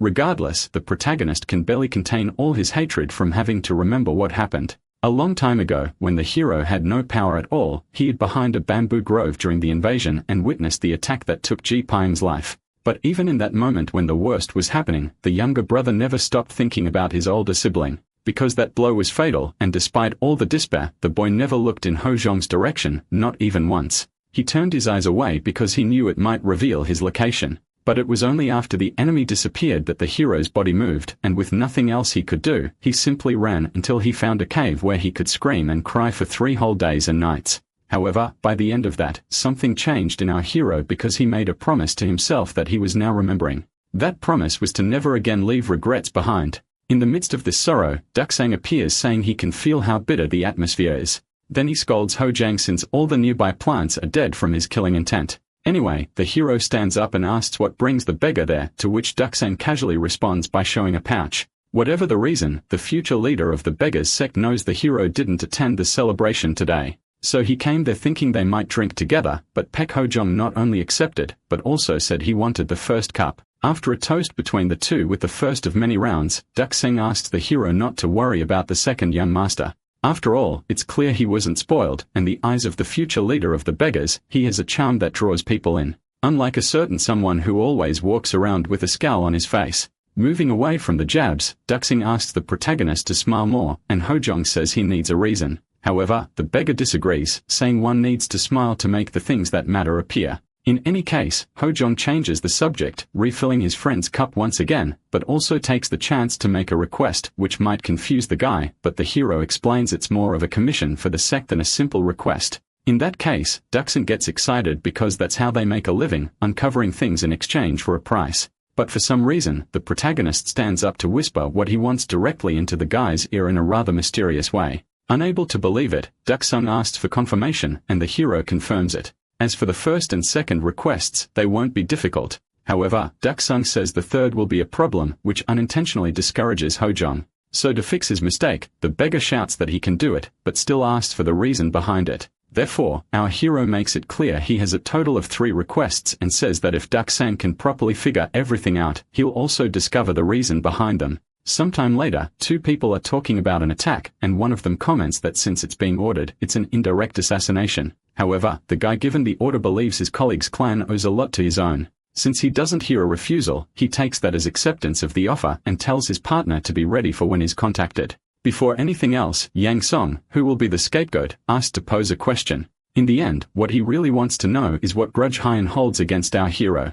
But even though the guy denies having such feelings, Yang Song bursts out laughing, saying not even a dog would believe him. After all, something like that should have been said after hiding that murderous intent in his eyes. To the young master of the Dan clan, it's obvious his partner hates the hero. But Haiyang refuses to agree and says the boy should use this opportunity while he still has his pride intact. Even though he tells his colleague to shut up, Yen Song comments that he was going to do it anyway even without being asked. Then with a confident look, a boy assures that Hojong won't return to Sikwon until his hands are covered in his blood. So sometime later, the meeting of the successors finally comes to an end, and the hero thinks he needs to return as soon as possible because there's so much to do. Since he discovered the villains' identities, he can't just stand still. He needs to expand his martial arts realm and reorganize the clan's forces. In the end, he hopes the successor of the Beggars Union can obtain the information he asked for. Some time ago, Dukseng said his early farewell, claiming it's better to strike while the iron is hot. And he said that if he wanted his requests fulfilled, he need to send the beggars to investigate today.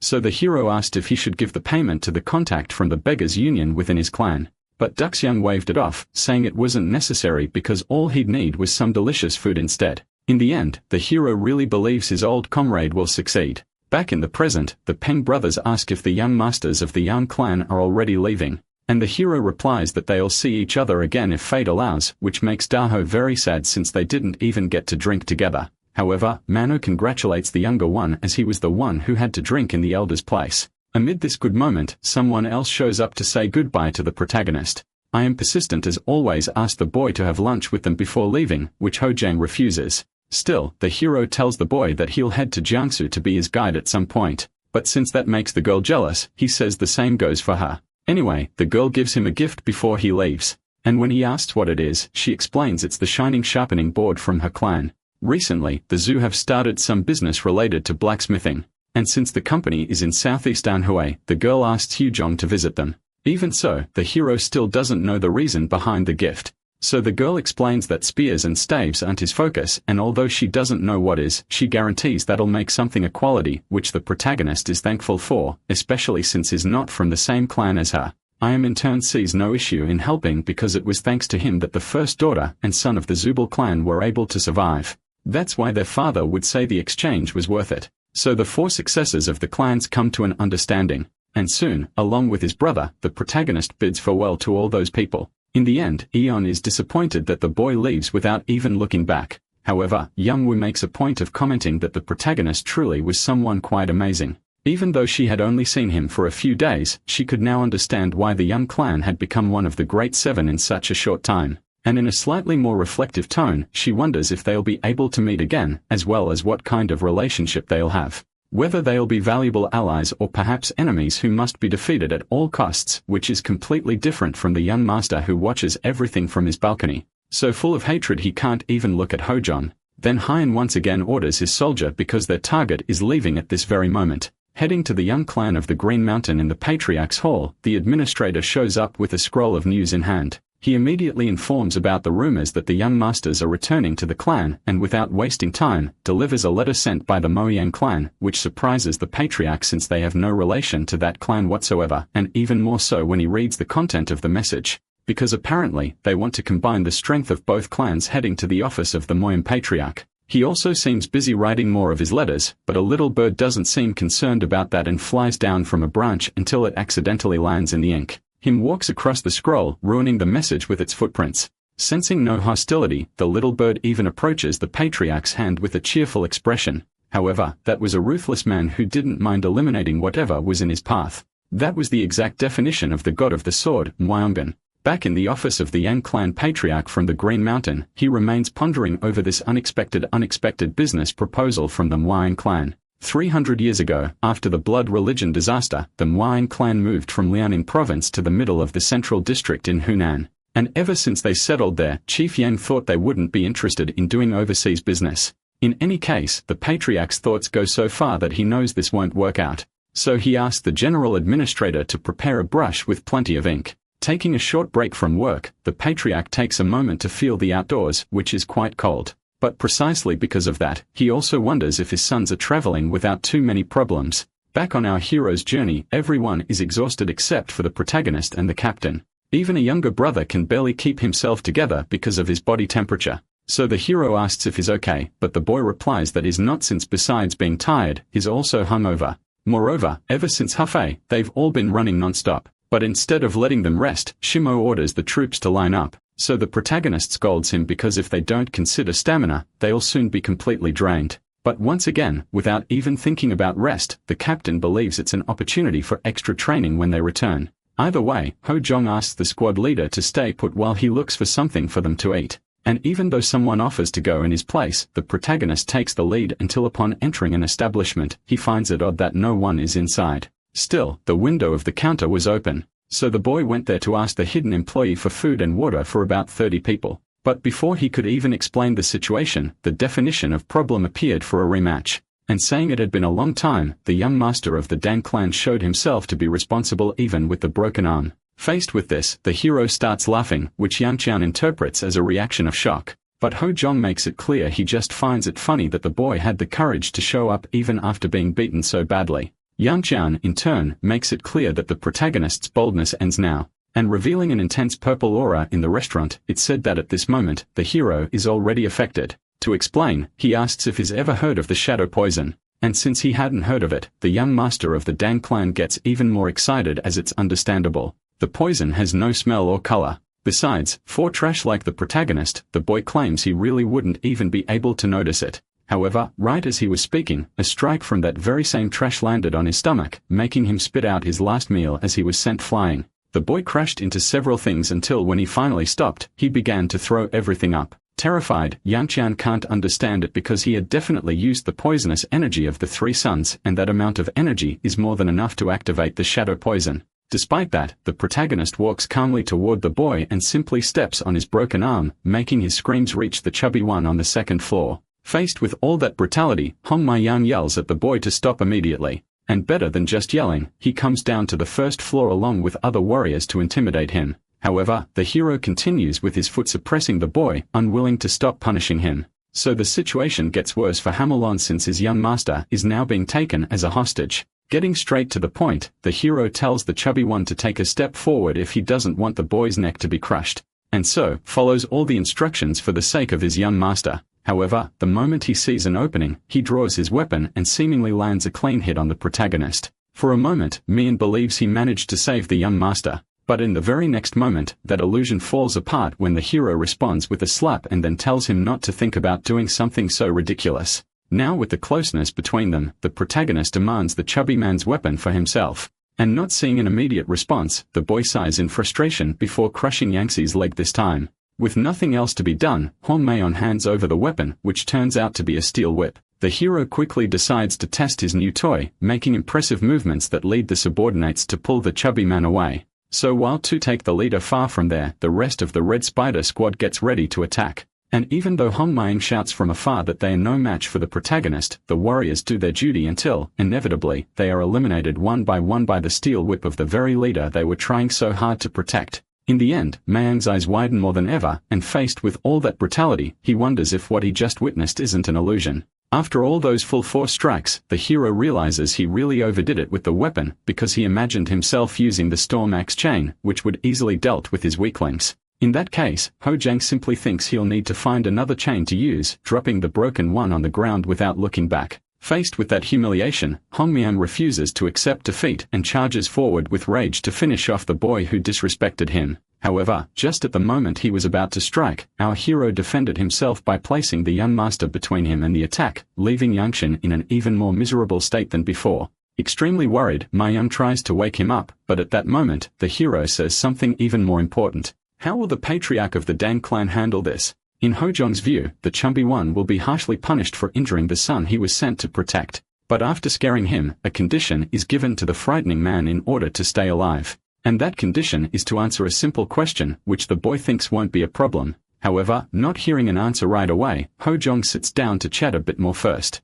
Since that place is far from Hefei, the hero comments that they arrived there after 2 days of running through many roads. Therefore, something is definitely strange here since the Dang are natives of Sichuan. And because of that, they shouldn't have known they would take this road and end up at this restaurant. So with the cards on the table, the hero simply asks them not to make things more difficult between the two of them. And holding Hong Myung by the chin, he interrogates him to find out who told them they were coming in that direction.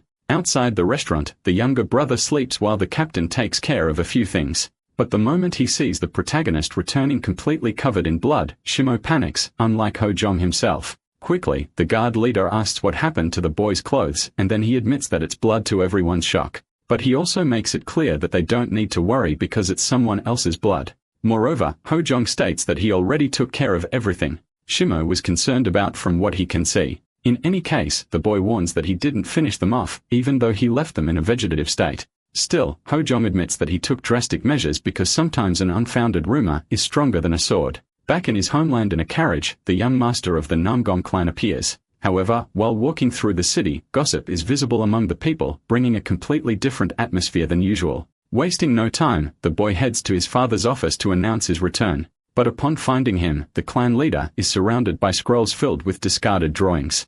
Hayden is obviously confused about what's going on, but when he decides to look at the content, everything becomes clearer. Since he was young, the boy's father has had the habit of drawing orchids to calm his fury. And now is no different because the patriarch asks if the rumors are true, much to Hyen's despair. In the end, what the boy's father wants to know is if the rumor about him ordering Hojong's assassination using Yangshan is actually true. Of all things, what disappoints the father most is the fact that his son used a blade that wasn't his to resolve things with someone. Even so, he asked if he's wrong in making these accusations. Hyen, for his part, doesn't have the courage to deny it. But even when his sister got hurt, the patriarch didn't see his son falter. Because of that, he reflects on what reason would lead him to make such an absurd mistake. The first option would be that something shook his composure, and the second that Hojong was better than expected. However, the patriarch also considers a third more accurate possibility that both options are true. Because of that, the father asks if his son really likes the eldest daughter of the Zhu clan that much, and despite trying, Hyen's words can't lie. The patriarch in turn knows that the only occasion when a man becomes weak is when he falls in love, which can be seen in the current situation that has no justifications. In any case, the father says that at this moment, a falcon has been sent to the Zhu clan. And since Hyen is the son of the great Nambon clan, he is more than qualified to marry their daughter. Because of this, the boy even gets a bit emotional, but the patriarch tells him not to be fooled. Because he's only doing this to restore his son's composure, treating her as a tool, not a wife. In any case, Hyu admits his defeat, but assures that he won't lose again. Then now a bit more proud of his hair, the patriarch finishes trimming the bonsai leaves and thinks maybe it's time to settle things with the young clan. 20 days later, the young masters finally return to Green Mountain, more precisely to the patriarch's office where they present themselves in the presence of the general administrator. In this case, the clan chief welcomes them and tells the youngest to go rest before serving the hero some tea, which being drummed very quickly startles the general administrator. Anyway, the father asks why his son is in such a state. So he replies that he trained a bit along the way, but it wasn't anything major. In summary, he ran alternating between 7-minute sprints and active walking rests. Until after a while, they increased the run time to 8 minutes, which made the father curious if that's what happened to Egyptian. However, the hero made a point of denying it because, in truth, he had everyone in the Blue Operations Squad doing it, including the leader. All these people had been running for 20 days straight, and although it seems excessive, Hikaru says this is just the beginning. After all, he needs to reach the peak of martial arts since he doesn't know if he'll manage it even at the end of his life. In this case, the patriarch is able to see this training with new eyes, understanding that Hojong changed that day. And he accepts that after so long, his son has finally become an adult. Changing the subject, the patriarch mentions he heard that some unpleasant interactions happen with the Nambon clan. So the protagonist explains everything from beginning to end, but is surprised upon finishing because it's first time he's seen the patriarch so furious. In any case, now that he understands what happened, he updates his son by saying that Chief Namgun has already apologized along with Manhwa, who confessed her actions. In this case, the patriarch asks if the boy understands, and Hojong summarizes that it seems the patriarch abandoned his daughter to avoid shinning the hair. In the end, in a cunning way, they tried not to link the assassination attempt to the family. So the hero comments that the methods of the Namgong clan are truly surprising. Getting straight to the point, the patriarch asks if they should accept the apologies. And since a martial artist's life is always in danger, the hero is in favor to enhance their reputation.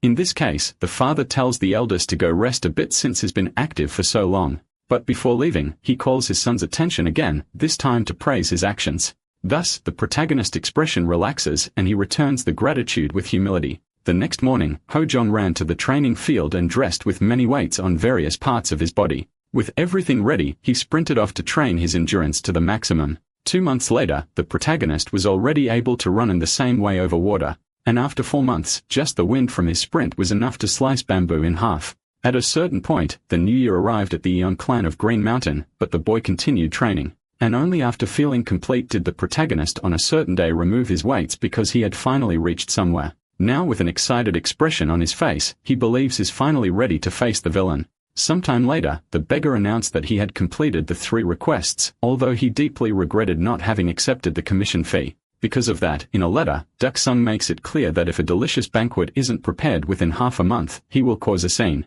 However, for the protagonist, that was the least of his problems, and since the heir of the beggars said he would personally come to meet him, the fact that he came all this way just to deliver the contents of a letter can only mean 2 things. Either the information is so sensitive that it would be terrible if it leaked, or he has a lot to say. In any case, after getting all the information, Ho Jong knows that it's finally his turn to act. Watching everything from the top of the stairs, the clan patriarch stares at his son until he notices. Without wasting time, he asks if the boy has finished today's training, which Ho Jong confirms. Then the father asked him to follow because there's something he wants to talk about right now. Naturally, the hero asks if he did something wrong since lately he hasn't left for anything except training. Without further talk, the 2 later arrive at Bamboo Forest, the same one where they once talked about the innate key of True Blue.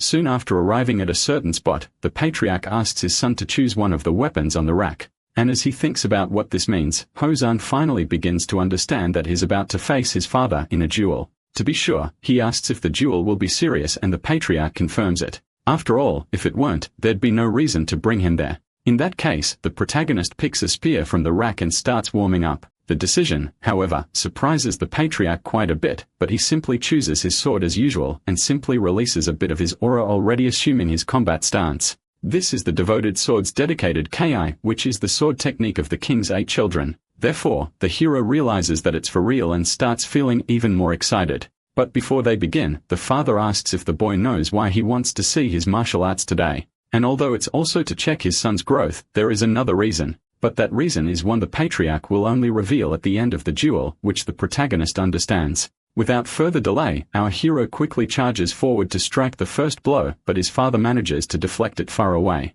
Since the block was so easy, the hero gets more excited than ever to launch an even stronger attack. This time, the patriarch needs to defend himself, and if the blows come, the exchange between the 2 already appears more balanced until the hero dodges an attack to counter, spinning his center of gravity and channeling all his energy into his hand. To use the technique of the inverted dragon palm from the flying swallow palm style, the pressure from the protagonist's attack combined with the patriarch's counterstrike is enough to create gusts of wind resembling a tornado. But the hero comes out worse in this clash, even though the patriarch still finds his power impressive. In this case, since the protagonist is not yet defeated, Chief Yon reveals another one of his secret techniques.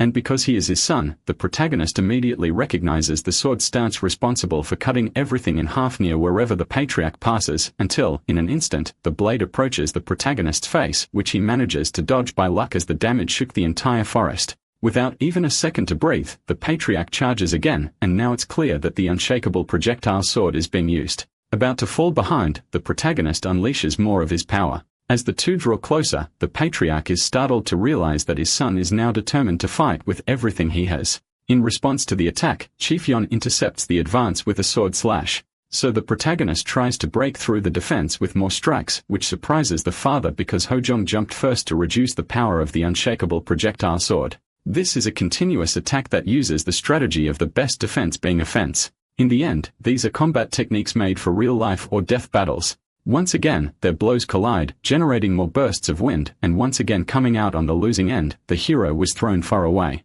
Even having tried several times, his father managed to defend even against the opening he created. That's why to the hero, the patriarch is like the walls of a castle without a single flaw, with nearly complete martial arts. But it's precisely because of that Ho Jong gets more excited as he'll be able to face him with all the skills he has so far. Sensing that his son is ready to keep trying, the patriarch changes his stance once more. And the moment he asks the boy to come at him, the boy replies that there's no need to ask, and he dashes forward to try to strike before the patriarch's defense is fully formed. Once again, the attacks from both sides seem equivalent, but the clash of blows still manages to destroy the entire surrounding battlefield, generating an even greater explosion visible even from outside the forest. After the attack's end, our hero remains standing in the completely devastated forest. But noticing how much his hand is trembling, he thinks he's unlucky. Even though he wants to continue, apparently, unless it's a life or death situation, it's hard to draw out the key of the white tiger. So also still standing but in better condition, the patriarch sheathes his weapon and asks his son's opinion about his martial arts. Being quite direct, the boy comments that he got the impression that he is a martial artist seeking completeness. To the hero, this father is someone who tries to maximize all attributes, not depending on a single style, and minimizing weaknesses with martial arts that encompass everything, which is exactly the case with Chief Yun. The father, in turn, asked if the son is sure, and Hojong agrees. Then in understanding things better, he comments that he had hoped his son would take the same path as him. Setting aside his role as patriarch and father, Yun explains that he wanted his children to follow in his footsteps. But now that they've crossed blades, he understood that the boy will follow a different path.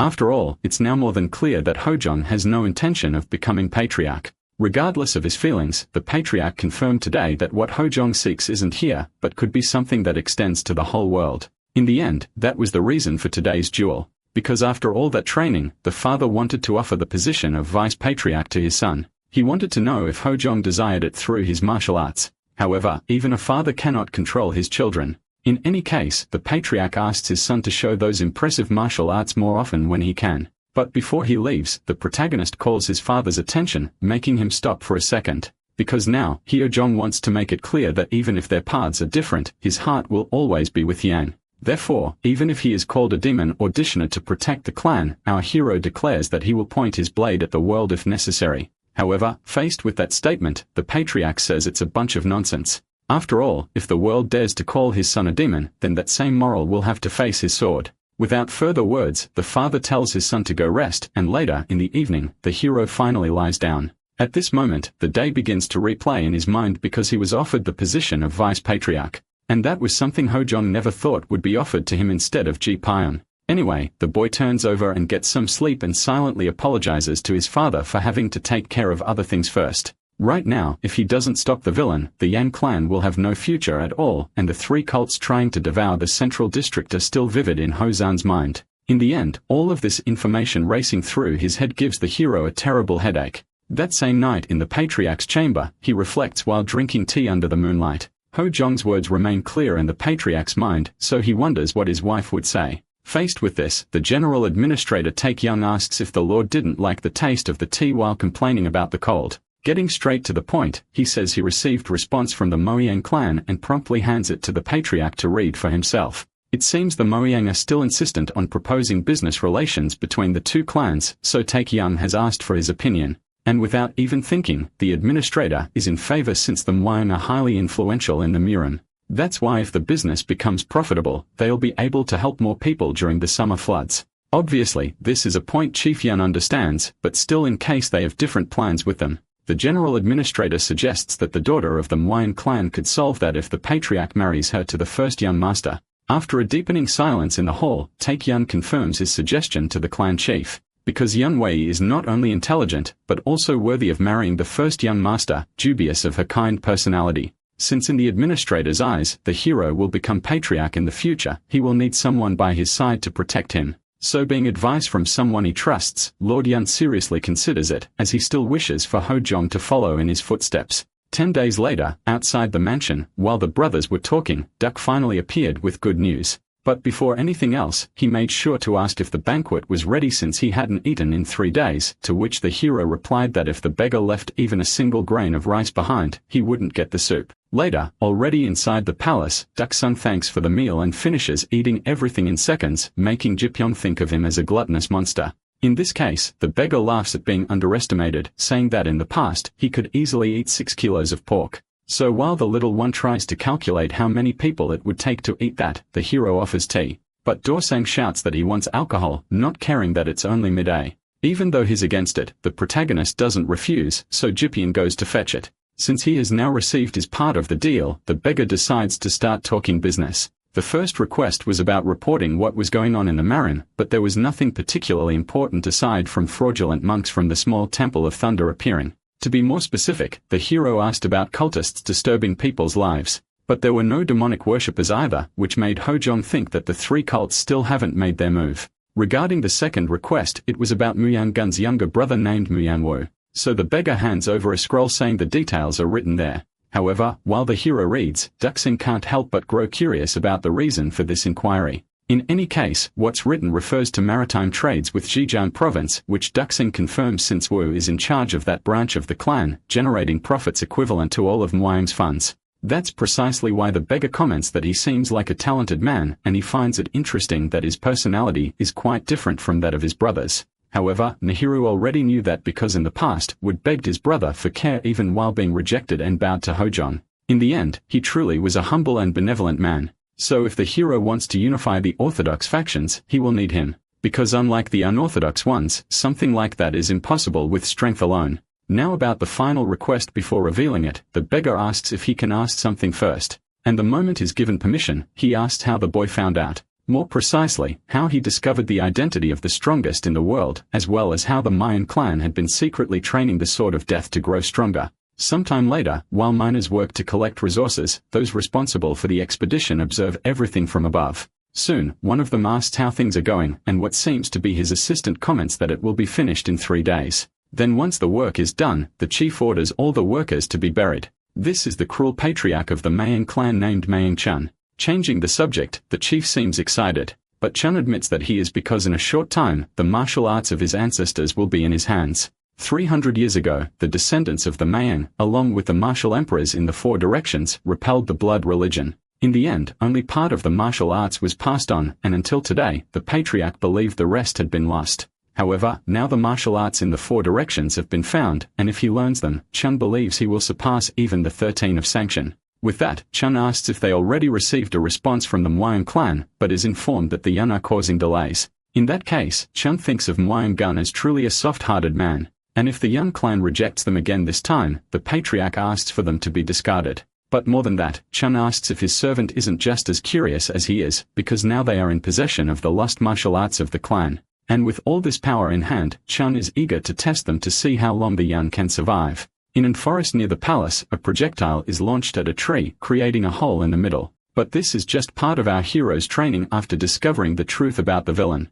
Some time ago, the moment he heard the news, our hero's aura was completely released, frightening Duxing. And even with the boy trying to calm Hojun, the boy's powers seemed to be out of control. Because of this, the future leader of the beggars was thrown far away, and as the pressure increased, Duxing began to feel a sharp pain in his heart, until finally the protagonist managed to calm down. The truth was, he had already started to lose hope, and now that he had discovered the Mayang were to blame, the fire in his heart was burning and he couldn't stay still. For now, all this training was to release the anger for those who laid a hand on his father, and for burying his brother after burning all the members of his family along with his home. Naturally, the hero remains out of control for a long time and only returns to normal after much destruction. Faced with this, the patriarch appears with a precise judgment that this is not training. Therefore, understanding it to be related to anger, he asks what is bothering his son. But Hojong responds that it's nothing serious, saying he just lost patience due to his slow progress. In that case, the patriarch comments that the son's skills already compare to those of a clan leader.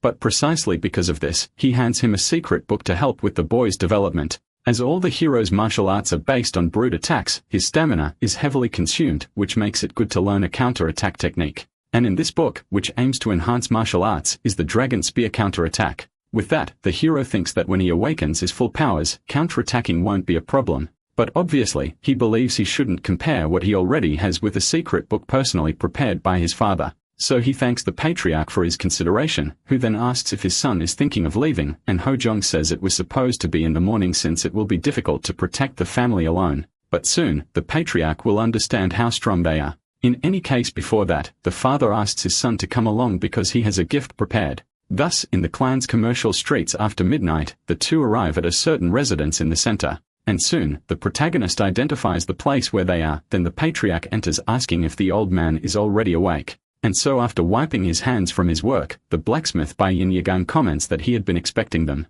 While the protagonist tries to understand what's going on, the blacksmith says the commission item is already finished. And whether it was difficult or not, he says it was nothing out of the ordinary since it only took 15 days to make. In any case, now is the moment to reveal his latest masterpiece. And in a way that leaves the protagonist impressed, it is revealed to be a massive steel axe. For a moment, our hero still doesn't understand, so the patriarch asks what is waiting for to wield it. With a handle almost 2 meters long, the weapon looks powerful and sturdy in Hojong's hands, and the weight of the axe is transferred to him. So the boy tests it with a vertical slash, and when asked if he liked it, he comments on it being quite heavy. However, it's still great, and that was exactly what his father wanted to hear. With the weapon delivered, the two say goodbye to the blacksmith and move away from the old man's house until later returning to that forest. Before his son leaves, the patriarch asks if there's a chance he's thinking about getting married. Then the protagonist says he's not, but asks if a good partner was found. In that case, Chief Ian asks what the heir thinks of the daughter from the Mwang clan, as she is someone of great intelligence and many talents.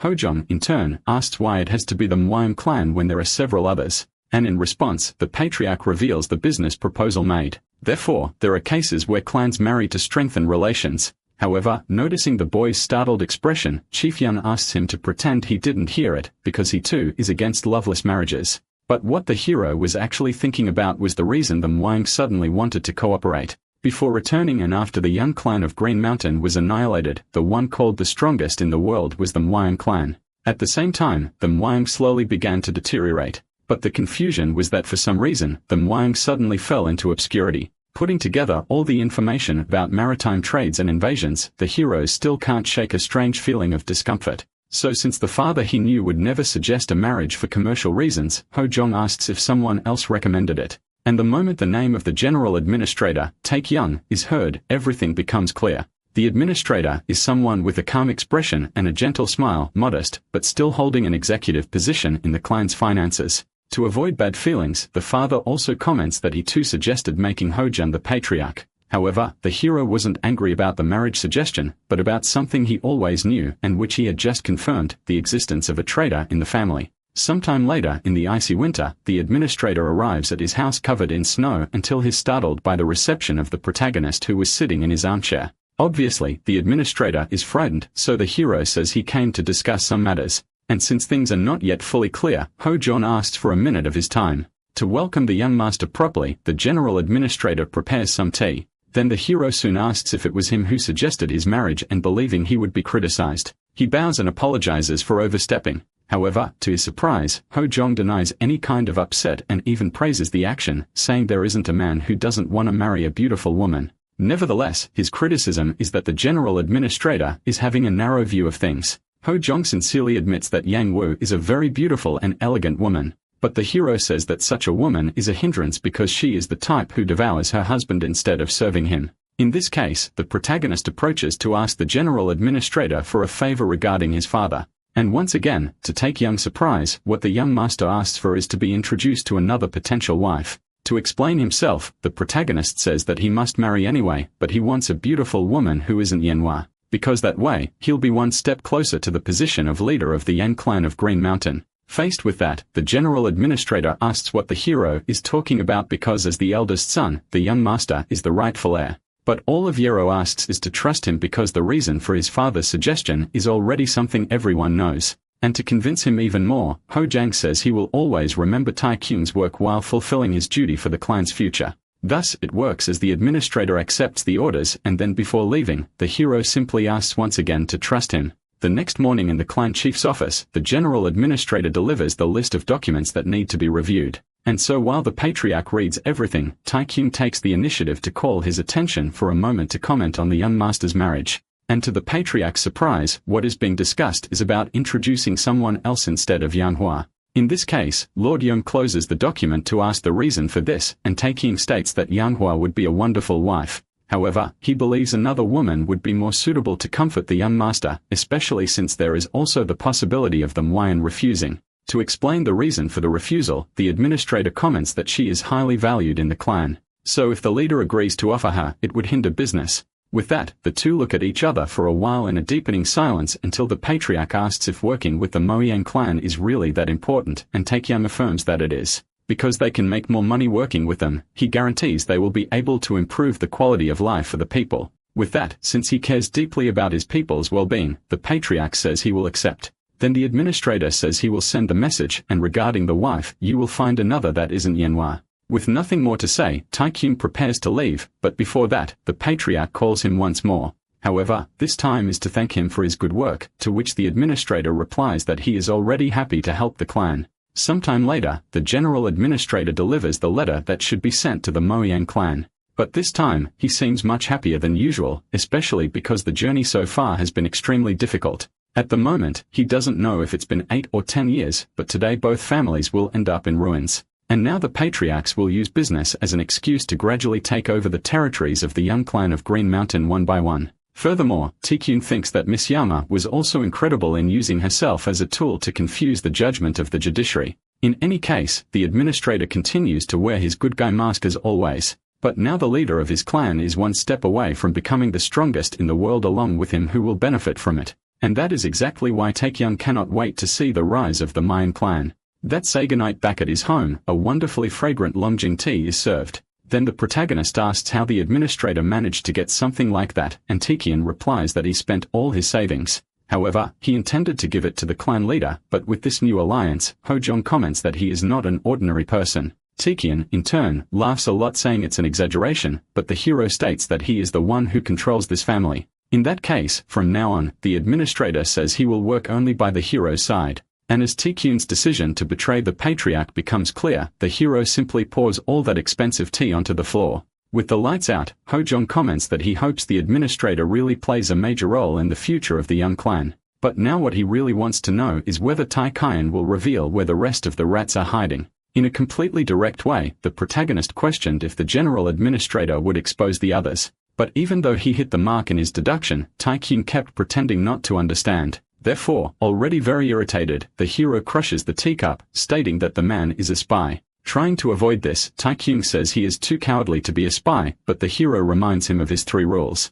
According to the administrator himself, when planting a spy, he should be placed in a discreet location with a discreet position and personality. However, Taekyun made sure to do exactly the opposite, having the audacity to manage finances alongside the patriarch. So the hero stated seriously that he was not a common spy, but a special one. Even now, the general administrator comments that it seems to be a misunderstanding, but Hojong decides to make things clear. So he calls for the successor of the Beggars clan, and without delay, Duxing appears from where he was hidden. Despite not wanting to get involved in another clan's fight, the letter that was sent was not a simple response, but a report to the Moyang clan in a code they had many difficulties deciphering. Faced with this, Taekyun finally begins to tremble, unable to believe how that ended up in their hands. Then the hero sits down to say one last time that it's better for the spy to stop pretending now, and leaves the choice to him to leave on his own or be dragged out, making Taekyun understand his fate. Sometime later in the city prison, the general administrator is escorted by 2 guards to his cell, and throughout the entire way, he shows no expression even when he is thrown inside.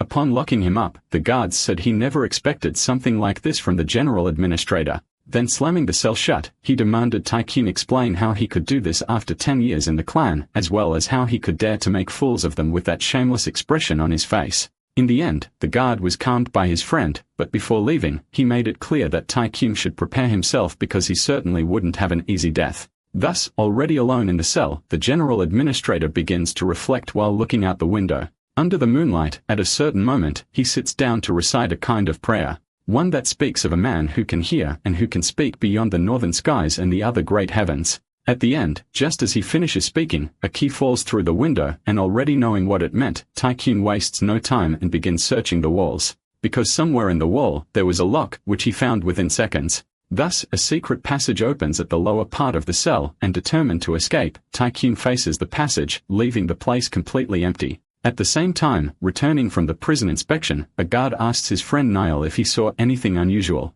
He also asks why he is there since he is responsible for another area, but the boy says he is helping out. In any case, Niall complains about being hungry, which leads to him being criticized for being too relaxed in this situation. However, the boy doesn't seem to care much, especially since the general administrator has already been revealed as a spy and is now in prison. So his colleague gives Niall some money to go buy food quickly. And as he walks away, the first guard just keeps judging him more. The thing was, there was a reason for that guard to act so relaxed. But when he entered the designated spot in the mansion with the food, for some reason, no one was there even though it was so late at night. Then the protagonist appeared, asking if the food had gotten cold and suggesting other nearby places, although saying he wouldn't force the boy to go if he didn't want to, as well as joking that if Niall was okay with cold rice, he could eat it just fine. The guard, in turn, acts quickly, throwing that rice bowl at the protagonist's face. And even though he didn't accept it, that was just to create an opening to escape through the ceiling. But upon reaching the upper level, he found himself even more surrounded from above. Therefore, the hero says that his contact who was at the stables has already been caught by the Blue Operations Squad. And now, with no more way to escape, the spies ordered by our hero to come down to him. Heading to the patriarch's room, he polishes his sword while thinking about everything that is happening. But at a certain moment, he lets go of it to test the blade's sharpness, which with a single movement slices off a piece of the table. Thus, the head of the young clan observes the atmosphere, prepared to act for whatever happens. Back at the upper part of the roof, the Blue Guard squad surrounds the spy who can barely contain his frustration, because having to obey the protagonist and go down to where he is. Soon, the intruder asks who the boy is, but the strange thing is that he doesn't recognize the face of the first young master. However, to Niall, there's no way a pampered kid like him would have full knowledge of the invasion of the clan. But assuming he knows the conditions under which he was pampered, Hojong simply gets tired of hearing rats making noise at this hour and orders the spy to meal already so he can finish him off. Obviously, valuing his life, Niall chooses to attack our hero instead of surrendering. But even after trying several times, all his attacks are easily blocked. Niall realizes this and considers that the boy even knows about the poison on the tips of his fingers. However, the spy still has hope because he only needs to scratch Hojang once. But even if victory were that easy, it wouldn't be possible without hands, especially feeling all the pain Niall is feeling now. In any case, a hero comments that apparently the boy wasn't even prepared to take his own life. And because of that, he intimidates him by questioning whether he really deserves all that self-confidence. Until, with one more merciful strike, the protagonist eliminates the rat from his clan and walks away without even looking back while Niall remains on the ground under the full moonlight. Meanwhile, somewhere in the frozen forest of the Yen clan, the former general administrator runs at full speed to escape, but he stops when he hears a voice asking if that was all. Revealing himself as the patriarch, he asks if he was deceived just to witness this pathetic side of his general administrator. Still hopeful, Taikim begs the clan leader to let him go. But since the patriarch does not accept the request, he argues that if his lord learns of his death, the Eon will face hard times. So he pleads to be spared so that won't happen, though he hadn't expected the consequences of the spy who infiltrated and because of the contact who was in the stable. After that was discovered, there was no one left to report Taikai's death since everyone had met the same fate. In the end, the patriarch makes it clear that his son is quite capable despite being underestimated. So while Taikim trembles with rage, he's only asked if he has any last words. But at the moment, the former general administrator was about to open his mouth to curse his son. The patriarch finished him off once and for all. And with the traitor's remains on the ground, the clan leader made sure to say that his last words were disgusting, so he had heard enough of them. 5 days later, many soldiers gather around the palace for the ceremony displaying the traitor. But the patriarch remains in his office thinking about recent events because his son had informed him that the Moyang clan was joining forces with the Mayang. And even though he couldn't reveal all the details, the patriarch took his son's warning seriously, who was now training as usual in the bamboo forest. To prepare for what was coming, our hero dedicated himself to training. And now he knew who was responsible for wanting the end of the clan, since the Maoyang were training with a death sword, while the Maoyang had planted the spies. However, our hero remembers that past of destruction and becomes determined to act this time. Therefore, with a completely different posture than usual, he shows the result of his practice. With a simple axe swing strong enough to shake the entire structure of the forest. Sometime later, the protagonist returns to the palace along with Daxian. And because he is taking too long, Hojong asks him to accompany him. However, suddenly, the future leader of the beggars feels something approaching from behind. But at the same moment it was sensed, this person approached in an unreal speed, jumping over the two. Then at the last moment, Daksung tries to shout to warn the young master of the enemy attack, but that wasn't necessary because the protagonist managed to defend himself easily. However, what drew the most attention was not that, but the fact that the attacker was actually the second young master, Jipyeon, which also surprised Hojang. In any case, the younger brother keeps attacking without even waiting, leaving Daksang increasingly confused. But among the attacks exchanged between the two, one nearly hit the protagonist, cutting off a piece of his hair. So the hero responded with a spinning strike that only didn't finish the brother off because it was stopped at the last instant. And thus, the young man finally stopped attacking and began to laugh as expected since he couldn't beat his older brother. In any case, Hojong praises the younger one's attempt by saying that if he had let his guard down, he would have lost. But the boy understands that if he doesn't hurry to reach his older brother's level, he'll lose to a certain person. Changing the subject, he asked if Hojong is already leaving and upon hearing that he is, he asked to say something before his departure. However, Hojong lies that he will return soon because from now on, the road ahead will be a path of blood. And precisely because of that, he doesn't want the younger one to get involved in it again. However, all the younger brother wanted was to ask Hojong to be careful on his journey. And so he said goodbye to the hero along with the future leader of the beggar sect. But that was also a lie because Jipyeong planned to go after his brother at some point. Later, in a mountainous area with present vegetation and a living fauna, a little bird flies from his branch to rest on the shoulders of the Moi clan's patriarch Moyan Gun during his training, until his daughter appears to warn that her father might catch a cold like that. But even though it's a little cold, Gun believes it's been a long time since the weather has been this nice. In any case, his daughter came to deliver the report from the spies in the Moyan clan as the patriarch had succeeded in finding the ancient martial arts. And after finding them, he immediately buried hundreds of workers as expected of someone so cruel. In this case, Gun gets dressed and asks about the Yam clan's response regarding the dealings. But since they haven't replied yet, Yam will comments that the leader is cautious. Gun, for his part, knows that Yun is a great man who fulfills his duties. But when his daughter informs him that the spies haven't reported much, even though it's the 5th report, the information seems strange to them both. However, Gun believes that since they planted so many spies, it's impossible to discover them all, and he trusts Tikyun deeply. Cutting the conversation short, a servant appears to inform them that an information control has been imposed in Jiangsu, and it is expected that the connection with the spies will be cut. In this case, the patriarch understands that some information specialist may be helping the Yang clan, which upon thinking about it reminds Yanghua of the successor of the beggar clan at the meeting. But even though his plans are being frustrated, Gun simply releases his aura with a very cheerful smile on his face and using his electricity powers. With just one motion, he launches a burst of energy to the bottom of the ravine, which, in a matter of seconds, splits the entire mountain in half as if it were butter. Then with this demonstration of power, Gun states that they'll have to bury the Young clan faster than expected. 5 days later, in a pavilion in Hanam Shankyu, while nothing is happening, Duxing takes the chance to eat as much as he can, which obviously shocks the other people. However, what draws the most attention is the sound when the protagonist's axe hits the ground chipping off a splinter. Because the moment he picks it up, everyone starts to pay attention to the size of the weapon, confused about how the skinny boy can hold something like that. Returning to the table, the hero asks his companion to eat more slowly since he's not going to steal his food. But Doc Sang insists on telling him to shut up because he was forced to run non-stop from Jiangsu to there, and it's the first time he's ever felt this hungry. Precisely because of that, the beggar lets out of all his anger.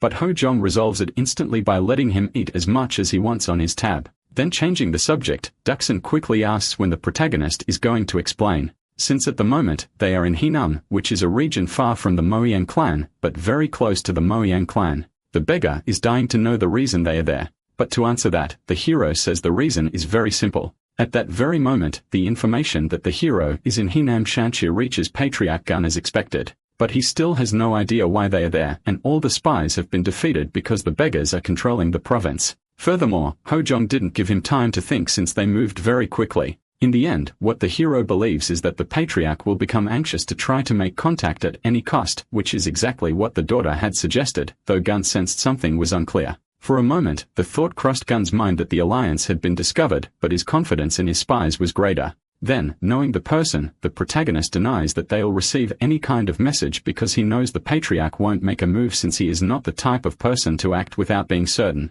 Precisely for that reason, the order Gun gave was to demand contact, but by using the Mayan clan as a shield to find out what he wants without revealing himself. 6 days later, finally, someone shows up at that same restaurant asking about the first young master of the Young clan, so the hero asks who he is. But rudely, the guy simply tells Ho Jong to set aside some time because the Mayan clan wants to see him, which luckily for him wasn't a problem since that's exactly what the hero wanted. Later, at the beginning of the night, the two arrive at the place where their leader will speak. But before approaching the campfire, the guy from before asked the hero to drop the axe, which he obviously ignores with a smile until the leader asks to leave him alone. Because even she wants to know what that huge axe it is as she heard the main weapon of the Yang clan is a sword. Furthermore, the leader of the Mayang clan's assassin squad named Mayang Anji asks if it isn't too heavy to carry that around. And to respond, the hero drops the axe, creating a hole in the ground, then states that it's light, which Anji finds very funny and praises Ho Jong for being so bold. In any case, she asks where the beggar is, but the hero denies knowing and asks why she's there.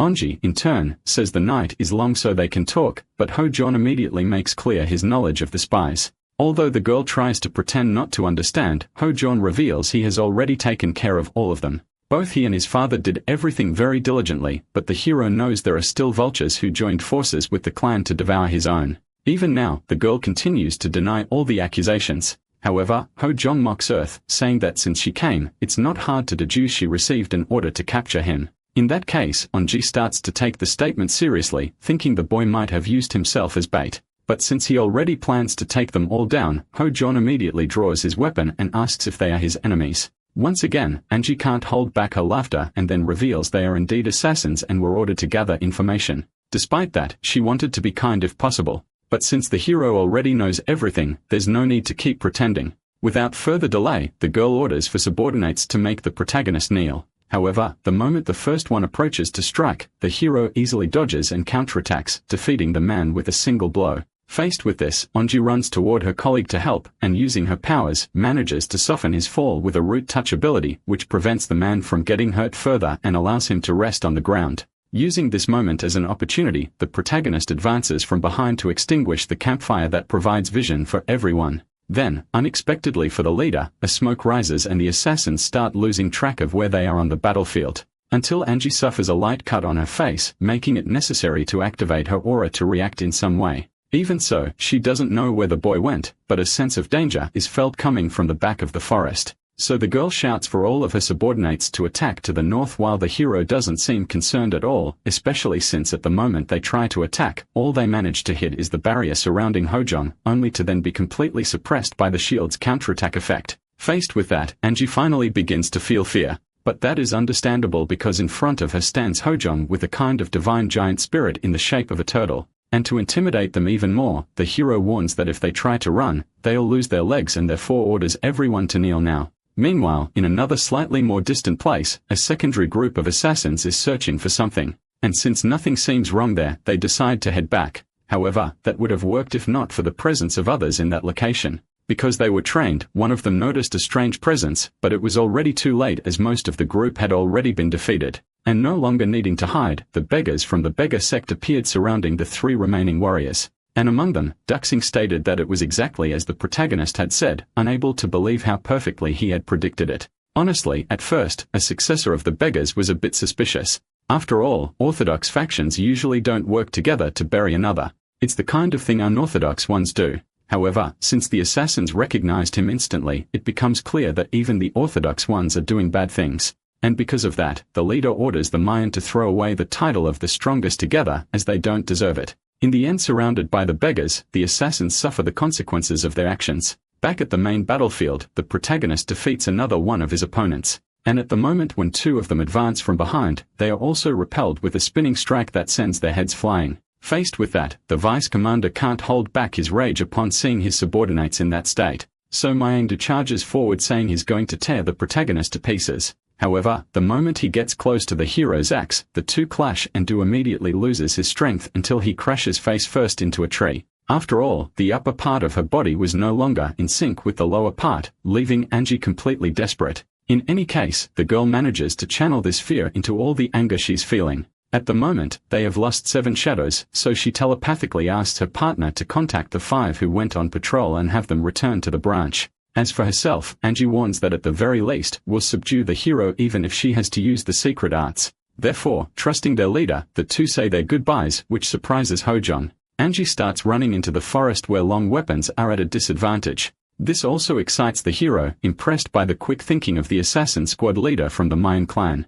A few hours later, the assassin approaches the place in the forest where he had been sent. However, upon arrival, he is greatly surprised to see all of his comrades tied to the trees. And the moment he tries to speak with one of his partners about who did this, the future leader of the beggars sect was already behind him, ready to finish off the last one. However, even after eliminating him, he states that they are the street cleaners. Then he orders a subordinate to tie him to a tree as well along with the others. Duxing, on the other hand, believes they need more evidence than just these guys. Because since the opponent is the Mayan clan, they can't act carelessly to avoid public retaliation. In any case, for now, he will think about it after the young master captures the last person. But just as he says this, a dark energy is felt by him, and understanding what that means, the beggar prepares himself and cuts through the path ahead. He uses the leaves as steps to move through the air with his technique of 10,000 wind bursts from the autumn village. In order to arrive as quickly as possible, because it seems the protagonist is not just planning to capture them. Back to the main battle at the moment, it was interrupted the previous night, Angie had hidden behind a tree.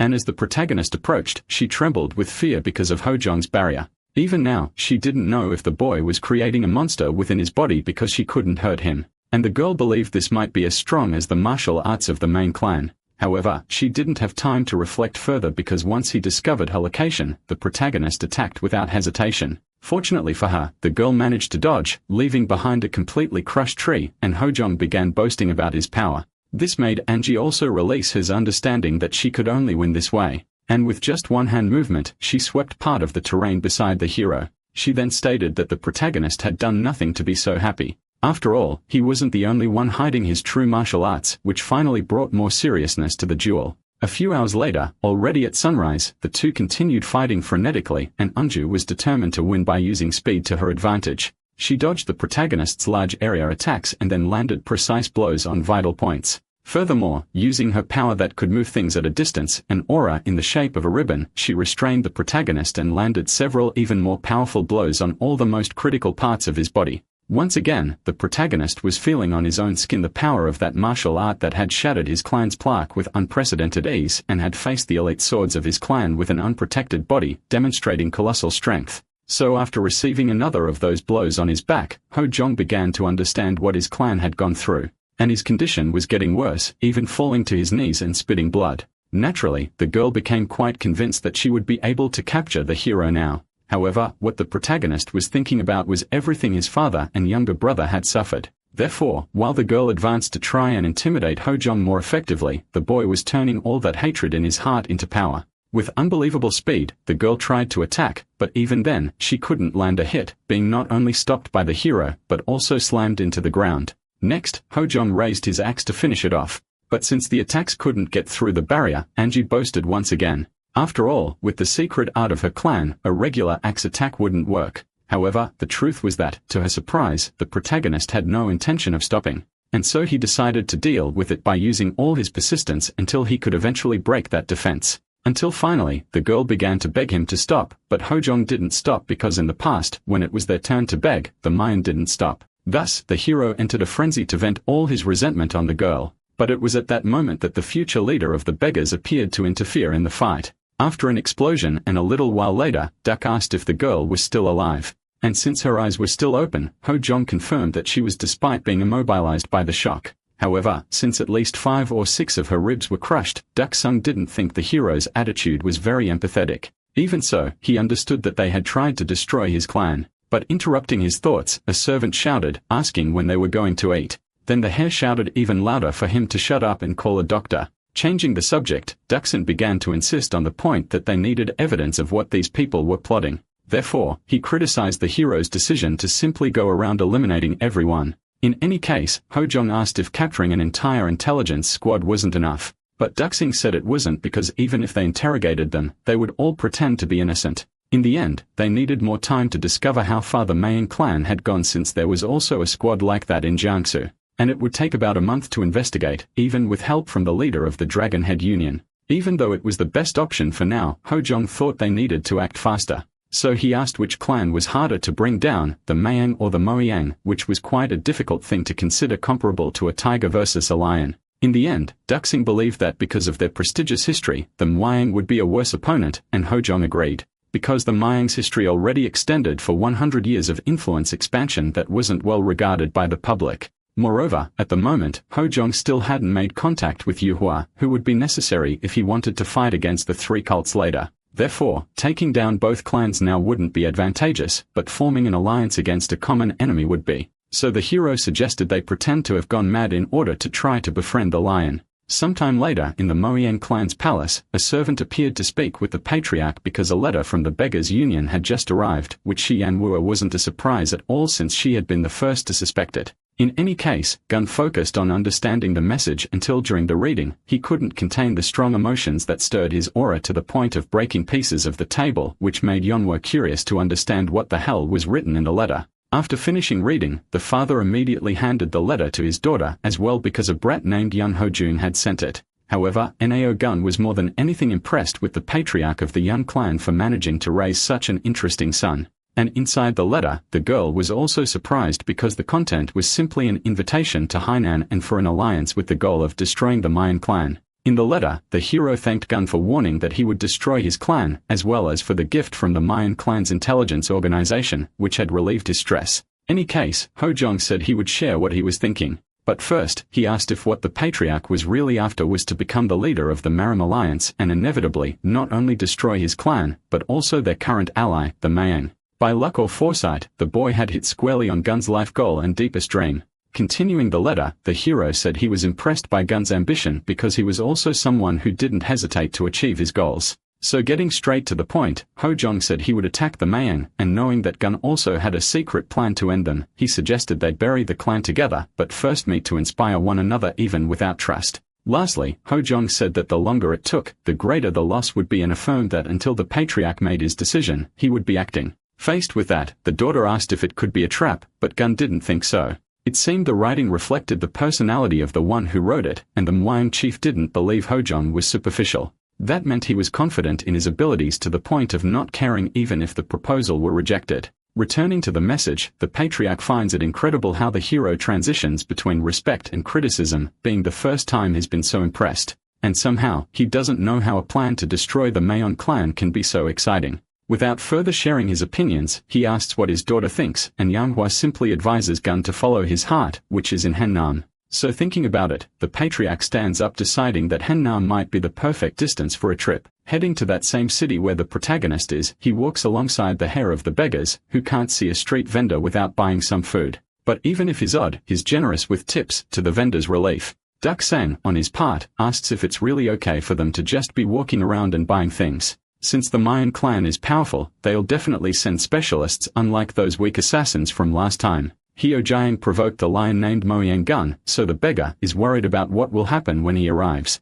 But apparently, he's the only one worried there since the hero follows the philosophy that worrying doesn't solve anything. In any case, the beggar asks if he'll be able to handle it since his martial arts are still in a developmental stage. Then in response, the hero comments that it's perfect because the more opportunities he has to interact with masters, the more his martial arts will progress. And at the moment, Hojang needs to begin preparing for the awakening of the next guardian god. Still, Duxing doesn't fully trust in his abilities and doesn't understand how the boy can be so determined on his own. However, even physically alone, Ji Pian remains in Hojong's mind as well as his father, who offered to face the world for him. During his time as the emperor, the hero had companions, but nothing compared to the family he has now. Therefore, Hojong states that he is not alone, but only mentions Duxang as his companion. Although, he also says it's just a business relationship. In any case, the beggar doesn't take it seriously and changes the subject, asking for a better meal after they take care of the next assassins, especially because there are already 6 of them nearby. And according to Duxan, more will appear soon. So the two disperse into the crowd to divide attention, and to avoid blocking the public's way, the hero walks into a forest, where he chooses a rock to sit on and enjoy the rice ball he bought. However, even before that, sensing the presences, he asks them to wait until he finishes eating, leaving a warning with a projectile, and he launches among the bamboo near the area where the assassins are hiding. However, the hero understands that he really won't be able to eat in peace, especially since this only made them all stop hiding. Among them, one asked if he was speaking to the eldest son of the Yuan clan of Green Mountain. And since Hojong didn't hide who he was, the man got excited, saying he was in the right place. Surrounded by assassins from the Mayan clan, the hero still shows no concern. Thus, the man says is impressed because even after a life dedicated to swordsmanship, the boy is the first person he's seen with such skill, and he introduces himself as a member of the pure white army named Mang Chai-san. In response, the hero asks if he's from the same group of fools from last time, so Chai-san questions whether that brat even introduced the unit's name. But Hojong says it doesn't matter because he just cut them all down with his axe as if strolling through the park. If they are from the same family, everyone who was coming practically lost control. Except for Chai-san, who unlike his soldiers consumed by hatred, apologizes for sending an inexperienced niece to deal with him. Then out of respect for that behavior, the hero stops mocking, saying it was a good fight. With this provocation, he expected the man to lose his composure and charge without hesitation, but that wasn't the case. First of all, Chai-san asks whether Onji happened to use any secret technique. Then the hero confirms, which surprises the warrior since the boy won even under those conditions. In any case, Chai-san states that he does not rely on secret techniques. And even if the patriarch believes in them, a warrior's martial arts are something that can't be defined by such things. As for his strength and ki, Chai-san makes it clear that it has nothing to do with his lineage or techniques because it was all earned through training. However, since the protagonist has seen the clan's secret technique, the warrior asks Hojong to be understanding because he will have to be eliminated. And so Hojong also prepares his combat stance, praising Chai-san for being the strongest person he has encountered.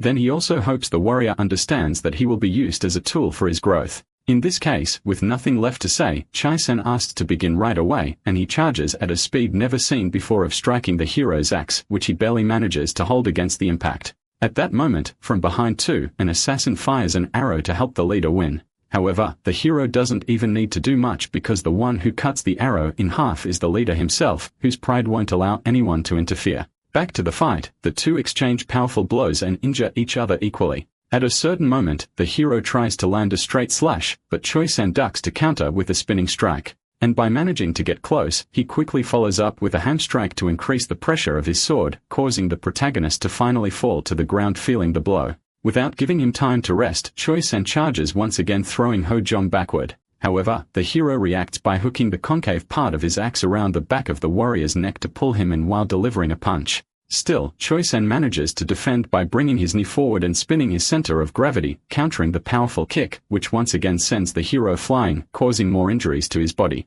However, Ho-jong keeps advancing, not caring about his condition, especially because if this continues, he'll finally be able to use the ability that is beginning to awaken during the fight, the mighty white tiger. In the face of that relentless battle between two monsters, one of the clan's heirs orders the assassins to attack the hero. However, even if they are commanded to, Lord Kai-san himself said not to interfere. Because of this, understanding that he needs to explain the situation, the boy warns that the ki of that kid has been expanding rapidly since earlier. During his inhale and exhale sessions, Chai-sen comments that the boy seems a bit short of breath. So he decides to wait until Ho-jong feels more comfortable, but suddenly two assassins appear to give support. But the protagonist grabs the first one's arrow and upon realizing it was him who ruined his rice ball, returns the projectile precisely. To avenge his comrade, another jumps over to finish off the hero. However, he's far too slow as Ho-jong manages to leap over him without even noticing and finish him off with extreme ease. Even so, another one of them tries to attack from behind, but like his two companions, his fate is to be equally defeated.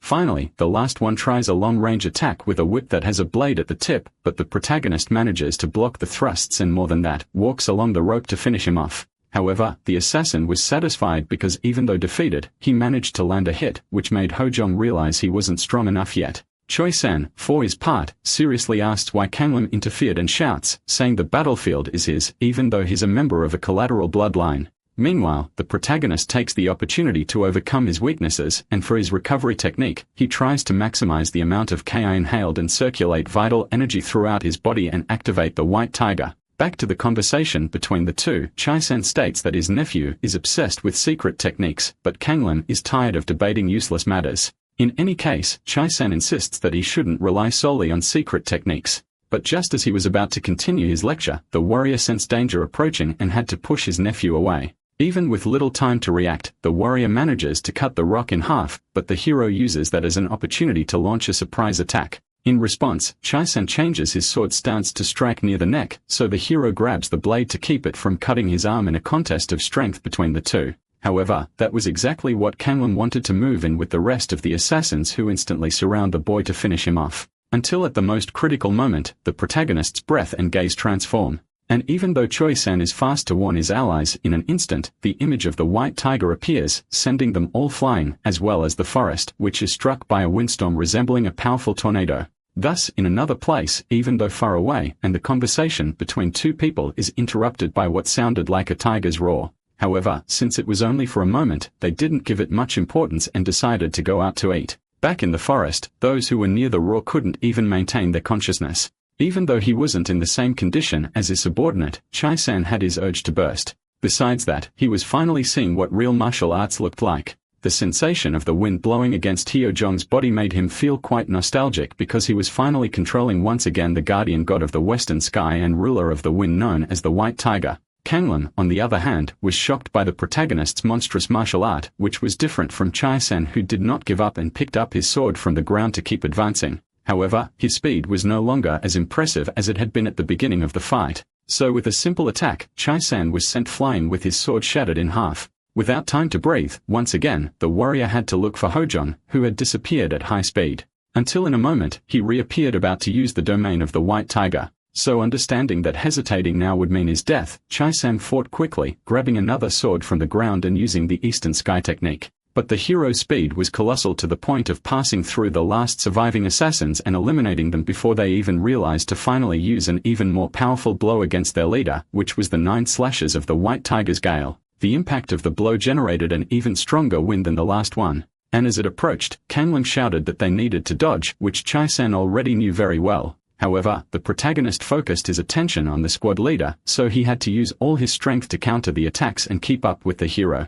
But at a certain moment, the protagonist's blade struck again, and this time it managed to cut the last sword in half. Even now, Cai-san kept giving his all and used his last chance to unleash the ability Thousand Observations of the Gods. But the attack was instantly thwarted because Hozhuang used an even stronger ability, the embodiment of the White Tiger's paw, which, when commanded to descend along with the hero's blade, the attack infused with the protagonist's resentment, managed to strike the target and the entire surrounding area. At that moment, only Kanlun remained standing, but he quickly realized the state his uncle was in contrast to Ho, who didn't have any serious injuries. In the end, as he withdrew his axe, the hero thought that Kai-san truly was a strong opponent. And that could be said just by looking at the balance of his swordsmanship, which greatly reminded him of his father. Therefore, Hojan made a point of saying that he was a much better individual than Kanolin, even though he was from the collateral bloodline. And now, with nothing more to say, our heroes simply asked the boy to become a messenger for his father. Sometime later, the boy returned to his clan with injuries far beyond normal. Then the patriarch asked how this had happened to his son, but all the doctor could say was that the crisis had passed despite the state of shock. Unfortunately, it could take 3 months for a full recovery, but the clan leader didn't want to hear that. With his son in his arms, Chun asked if this had been done by the manipulative master. However, summoning all his strength, Kanlun cited the ancient teachings of the tiger, which the patriarch immediately understood, but he was furious at the thought that a brat like that could be worthy of the title of master. Changing the subject, Chun shouted and asking where Chai-san was to have allowed something like this. But he was informed of his death by the advisor along with the warriors who accompany him and the assassins, which meant that Hojong possessed martial arts skills that surpass even those of Chai-san.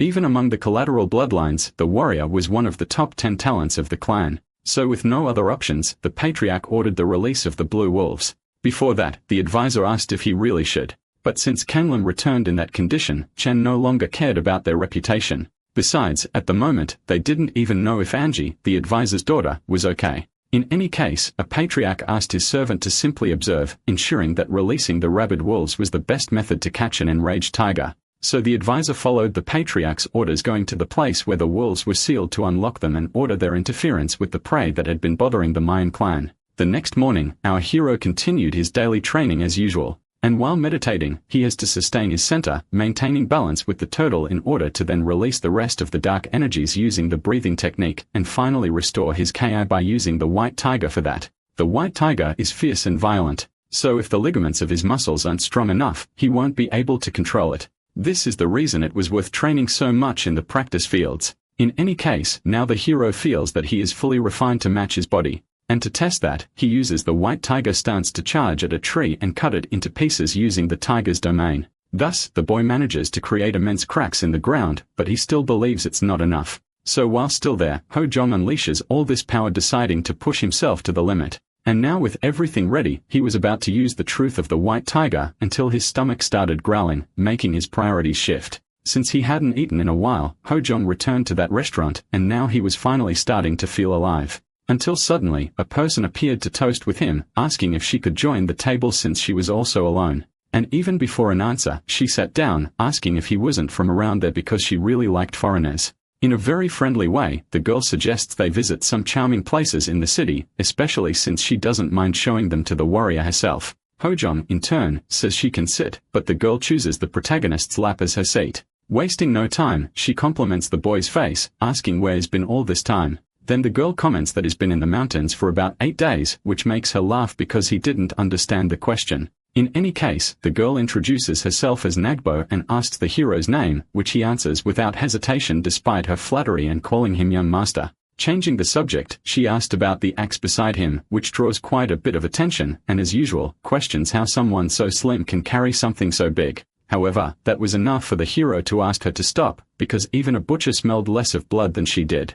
In the end, it wasn't hard for him to make the connection between the girl and the cursed Mayan clan. So dropping the friendly expression, the girl asks if it was too obvious. Realizing her mistake, she thinks she shouldn't have said that last part since it's something everyone falls for. However, the hero suggested that since she got so close to his nose, she should put poison on the sleeve of her clothing. And even though it was a good idea, he didn't mind sharing it because they would all be eliminated by his hands anyway. Regarding that, the girl still doesn't seem very scared because apparently, Hojong doesn't know them. But even so, she also thinks it's understandable that they are unknown since everyone who has seen them hasn't made it out alive. To illustrate, there once was a famous sword master called Hyangsen, and to capture him, only 5 members of the Blue Wolf were needed. In the end, despite being hailed as a rare martial artist, he wasn't much at all. So Hojong actually thinks about that since the man should have been on the same level as the 7 great sects and asks how many came this time. To which with a smile on her face, the girl replies that all of them came since the master's attention had been drawn.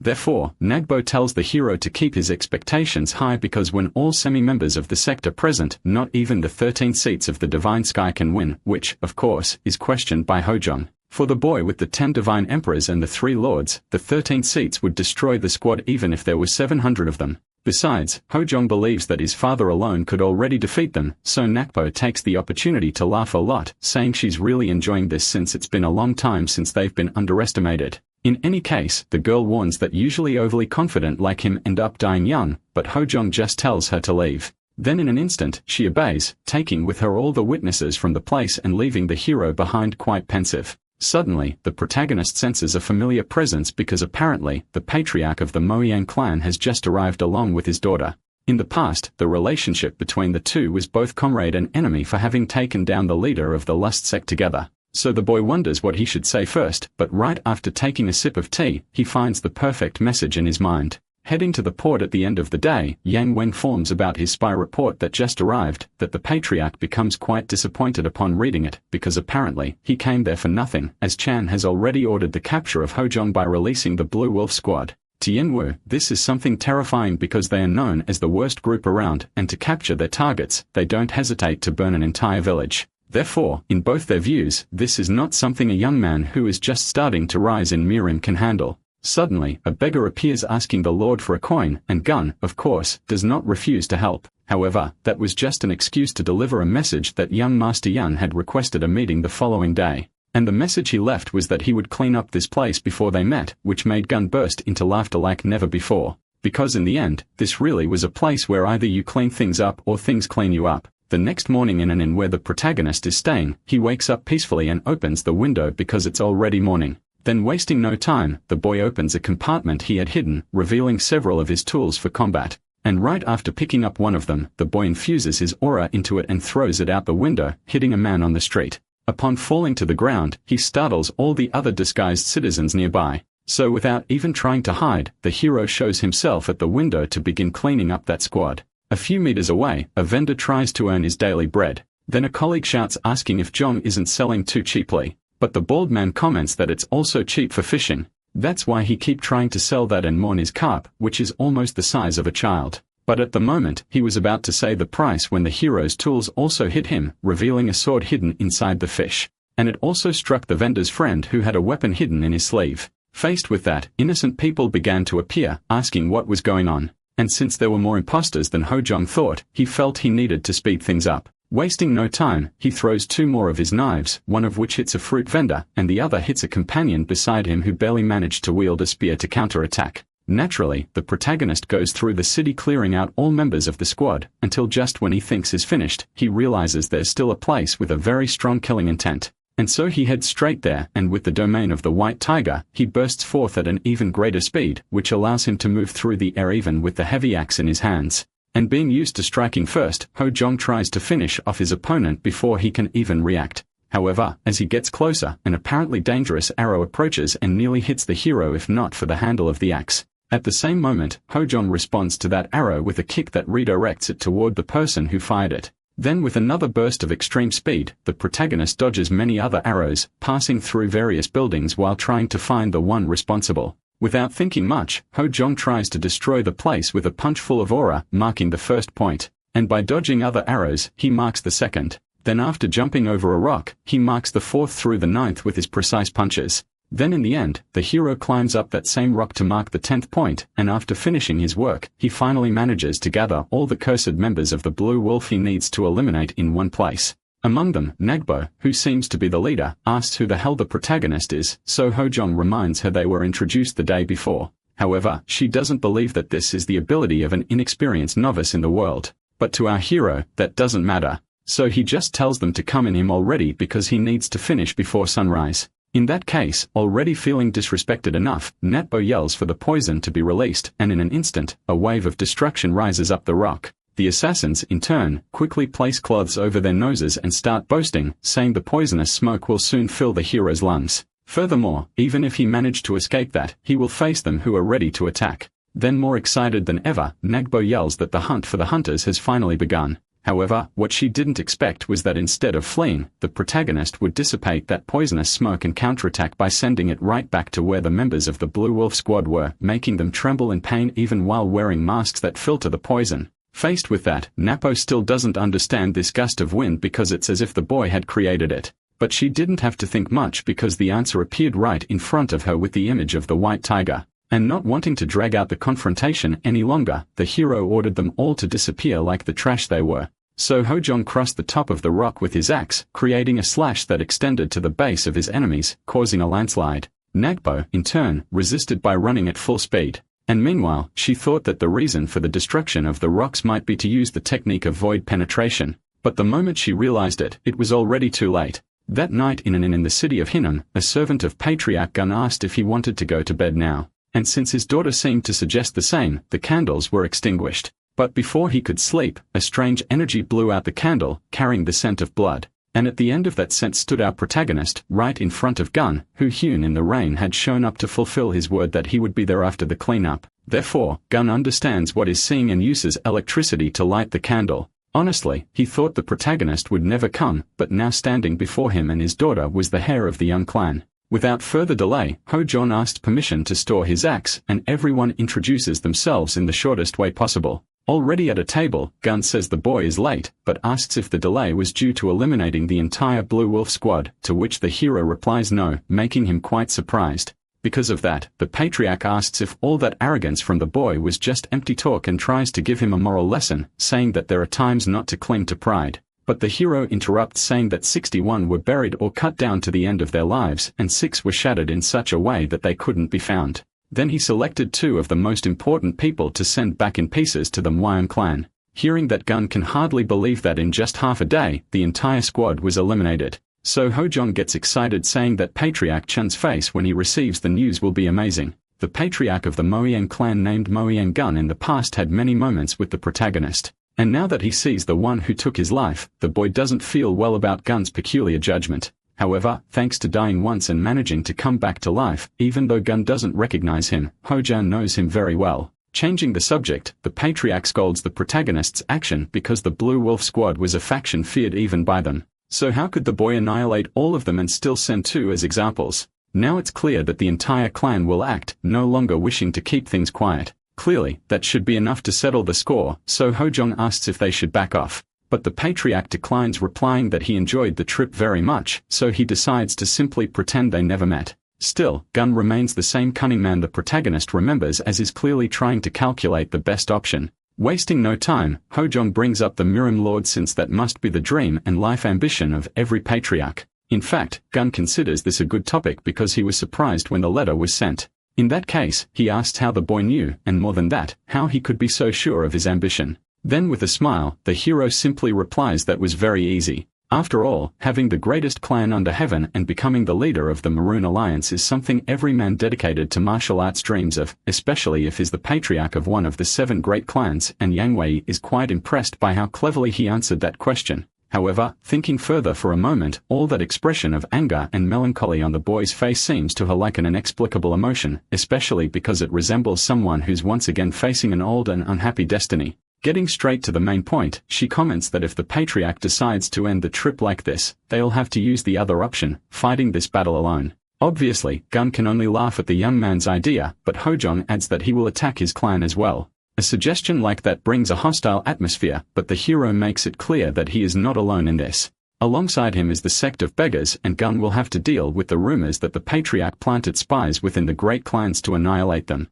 In the end, the hero knows there's a possibility of losing, but if the patriarch acts that way, he will have to give up on his dreams because the sects will keep an eye on the Moyang. Therefore, the price of going against his plan is the end of the patriarch's dream. So the hero asks what Gun's decision will be, whether he will form an alliance or choose to be hostile with him instead. For some reason, this intimidation stirs the patriarch's spirits to the point of shouting with joy at losing. Then he praises the boy's intuition, saying it is unbelievable, while Yanma thinks it's the first time she has seen her father laugh like that. Either way, Gun calls for a toast to the destruction of the noble family, and Hojong accepts immediately, turning all that hostility into an alliance. While enjoying a meal, Gun asks if they should attract the shul insect, and Yarrow M double comments that it's a good idea since they are in Hainan, just like the Maoyang. And with their prestige, the Maoyang clan will be cautious. Even so, in the patriarch's view, he believes they should add one more thing, that being the right to summon the assembly and call for a temporary martial alliance. Naturally, the protagonist asks if Gun understands what that means.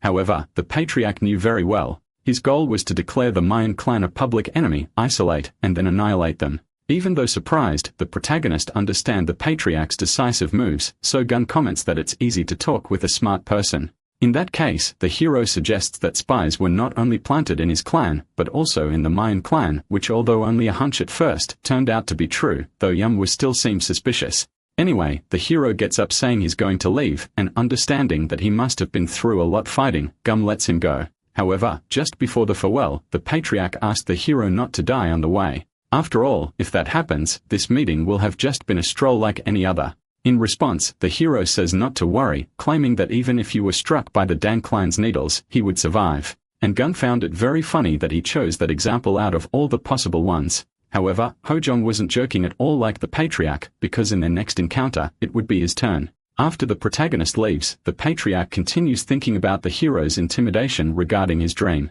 Then he asks his daughter what she thinks of this man named Hojong, and at first, she criticizes his arrogance. Anyway, that's what she felt when she first saw him, but Youngwoo doesn't believe the Mayan clan will be defeated with courage alone. To her, the boy is just a youth trying to borrow his father's power, and the father laughs at such harsh criticism of the man who would be her husband. But even the patriarch agrees that he wouldn't be a good partner for her. After all, if that boy inherits his surname, Gun would make him the successor immediately, which naturally infuriates the daughter for not being the first in mind.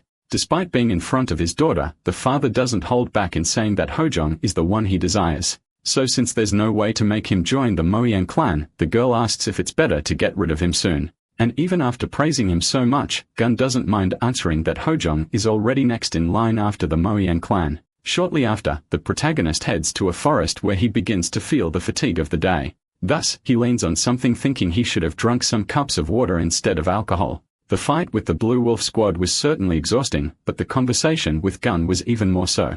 Anyway, the protagonist sits beside a rock to catch his breath a little and then returns to his training as he does every day religiously. Ever since he awakened the giant turtle during the battle against Maban, our hero confirmed through the meeting of successors that the Mayan clan was responsible. Then a battle occurred against the assassins and a protagonist also fought to the death against that man named Chai San, which if it weren't for him, Hojong wouldn't have managed to awaken the white tiger either, let alone encounter the enemy of a past life and manage to join forces with him. Faced with all this, the hero comments that the end of the disaster is near, but that he's a bit exhausted. However, at that moment, someone asks how someone who claims to be exhausted managed to climb up there. It is the hair of the beggars who asks if the hero missed him. Instead of greeting him, Hojong asks if the boy lost sight of the assassins to be there. But for making his colleague angry, he comments that he was just joking.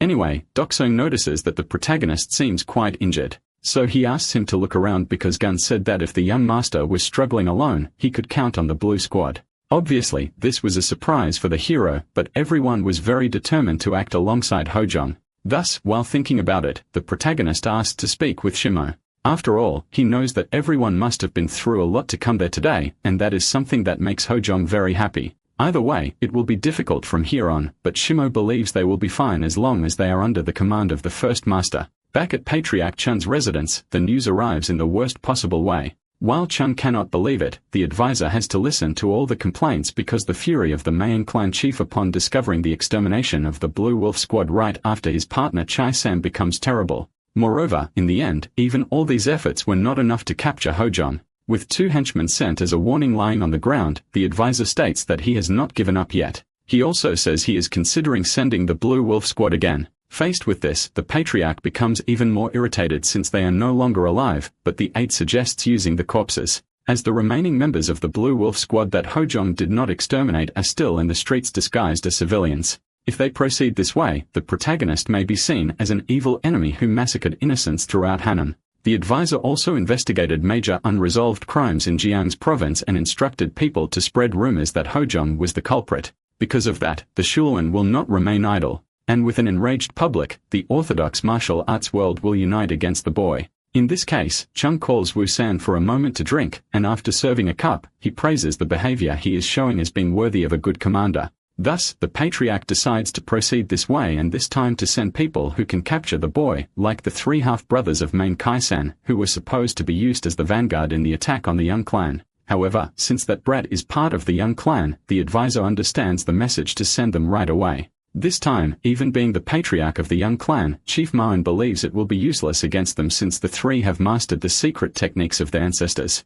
Later in the city, an expert begins recording the casualties and an aide informs that there are 11 bodies in total. In this case, investigator is confused to know whether this is really all the work of the young clan's eldest son. While the man does his work, locals comment that this is Li Chiao-kyun, a Sholan disciple leading the Diamond Fist, and that the reason for the interference probably means that not even they could just keep watching. 5 years ago, the fire incident in Jiangsu, and 3 years ago, the murder of the courtesan in addition to the mass crime involving the Han Minute family. All of this gives Hojong a huge criminal record, but Kyul-kyun finds it strange that a boy under 20 could have done so much. Then at that moment, the town's doctor appears, and to the Mayang's misfortune, he explains that he would recognize the face of the victim if it was someone from there. But this person is clearly not the fish seller Chin, but someone else wearing the vendor's clothes. In this case, the Sholan disciple tries to understand who the victims are, if not locals.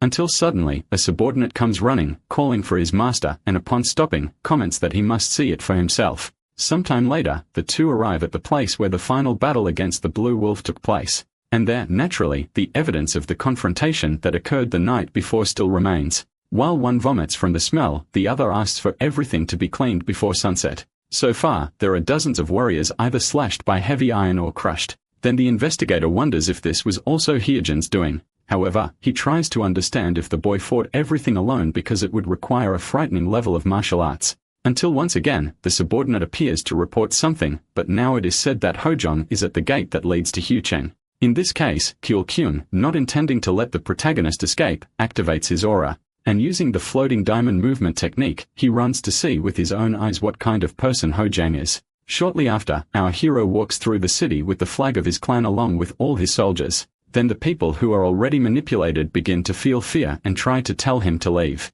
However, as he walks past them, some begin to think that he doesn't look like a villain. In any case, even if the civilians can apply pressure at this moment, a city guard appears. And for all the crimes he is suspected of, he orders the boy to surrender immediately. But unexpectedly, the protagonist simply jumps onto the leader of the Blue Hall of the Mayan clan and creates a massive explosion with an attack, leaving behind the determined expression of his soldiers and a defeated enemy on the ground. Faced with this, the other soldiers are determined to avenge their leader, but in an instant, the protagonist takes down everyone who opened their mouths. And so with others still remaining, the hero asks that this time his soldiers take the initiative to eliminate the opponents, which they do without hesitation, easily defeating the warriors and showing how superior they are. And in this way, the protagonist continues walking slowly as the path is cleared. In the end, the flag remains raised, unlike the soldiers who were exterminated. Then for the first time, the population realized how terrifying Hojong could be if he played the role of the villain. Later, a wanted poster of the protagonist reaches the beggars listing numerous crimes.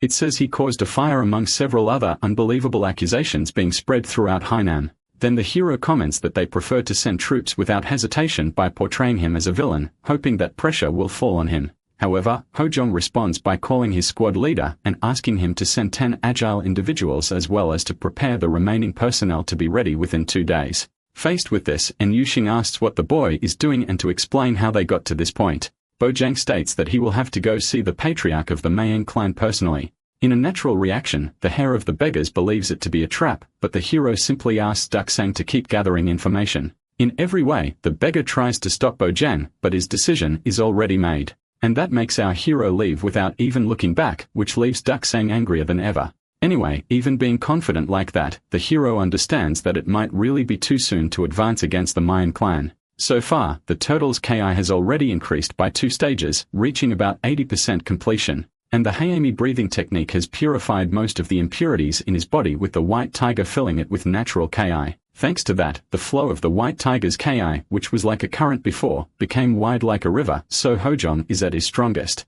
However, if there are 3 experts on Mying Chai-san's level to face, the hero still doesn't know if it will be enough. Naturally, the boy understands that it will be a bit challenging, and if he could at least awaken the Crimson Bird or the Yuja Dragon, things would be better. In the room of the Myung Clan Patriarch, the commander announces that he is there. But the moment he opens the door, he almost burns from all that energy. Because even inside his room, the Patriarch is training to reach a new level. But what surprises Woo-san the most is the fact that he has reached such a high level so quickly. And more than that, it is the Divine Phoenix technique martial art. Thus, proud of his new power, Chun asks what Commander Woo-san thinks. Indeed, the ability seems sufficient to make even the heavens kneel. And this becomes even clearer when Chun releases more of his power to demonstrate. Then he also controls all of it to return to normal and be able to talk. While getting dressed, the Patriarch comments that he knows the first priority is to destroy the Yang clan. In fact, he also asks what the problem is and is informed that Gun has exercised the right to summon an assembly, so the temporary Marimol alliance will come.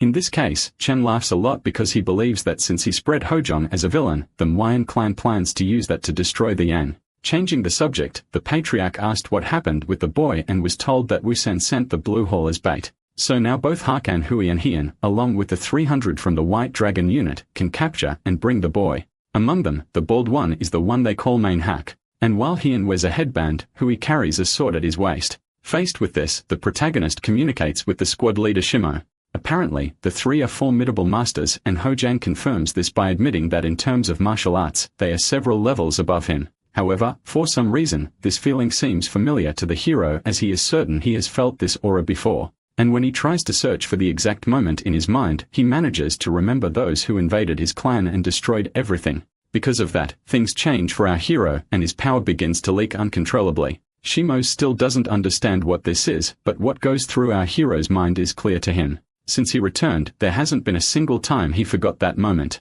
The moment of meeting the enemies who wiped out his clan was near, and Hojong questioned whether he was afraid. But he also thought it could be such a great joy that it wouldn't let him stand still. Without further delay, the protagonist charges alone to face the masters who destroyed his clan. And rushing through the battlefield like a flash, he jumps over Hack, leaving both him and the other 2 confused. But Hojong could no longer hold back the longing he felt for his past emotions. Back at the Green Mountain Yan clan, the Patriarch is informed that the right to summon the Moyang assembly has also reached the Patriarch there. Then the new advisor asks if he intends to go, but the chief immediately says no. Obviously, the general tries to understand the reason, but Yun only asks him to deliver this letter addressed to Chun as quickly as possible. Inside is a message that scolds Chun for accusing his son for personal gain. And in case Hojong is put in danger, it is also a warning that they will pay the price. In this case, the advisor despairs even more at the possibility of them targeting the Lord, but he does not want to wait for the assembly. After all, at this moment, his son is fighting alone against the Mayan clan. So he asks if he can really be called a father if he cannot protect his son's life. And once again, he orders the advisor to send them immediately, which this time he understands. So now the Patriarch asks his son to hold on just a little longer. Back to our hero's confrontation, Hack raises his arm to defend himself and somehow manages to do so without issue. Still, just from the scratch on the arm that blocked the attack, the bald man is already impressed. Faced with this, we're asked to be the next to fight, but Heian warns that since they are talking about the master who mastered the divine turtle technique, this will end now. Then Hack is pleased by the praise, but without wasting time, the protagonist attacks again with more strength, trying to finish off the bald one by any means before he receives help. Because if he can't cut, the hero believes he might be able to crush him if he persists with his strikes. Seeing this, the blue squad starts to run to help the young master, but the battle between the 2 creates such a windstorm that they can't even get close. Moreover, the impact of the strikes on the terrain becomes increasingly intense, and Hojong keeps going trying to attack with his axe again. However, the bald man manages to grab the blade and counterattack with a kick that sends the protagonist flying. With the 2 more separated, Hack greets the protagonist upon realizing that he is Hojong due to his boldness. And then since they've had some fun already, he asks the hero to surrender in silence. Now the protagonist is sure this is the guy because he can barely breathe from the familiarity of that unpleasant aura. Hack comments that Hojong's killing aura is quite intense and asks how many people he has exterminated. Furthermore, the bald man believes the hero is not someone who can be called a knight of justice, because despite disguising himself as a righteous person, he committed a cowardly act of invasion, massacring innocent civilians. And to Hack, that makes him a butcher who follows the darkest path of all. All those words spoken by that man make our hero tremble with rage because of the hypocrisy. And Ho Jong clearly shows what is feeling in his eyes, which boil with energy. Then while Hack tries to understand how Chai-san was defeated by the boy, our hero charges to attack him once again, but is knocked back the last second. Also quite irritated, Hack asks if he won't even get a second to mourn the death of his relative. However, the protagonist can no longer stand listening to that nonsense and makes it clear that he will cut down the warrior for the glory of his clan. Back to the investigator, he finally arrives at the victims belonging to the Blue Hall of the Mayan clan. And noticing where Ho Jong went, he finds it strange since that is the path to the center.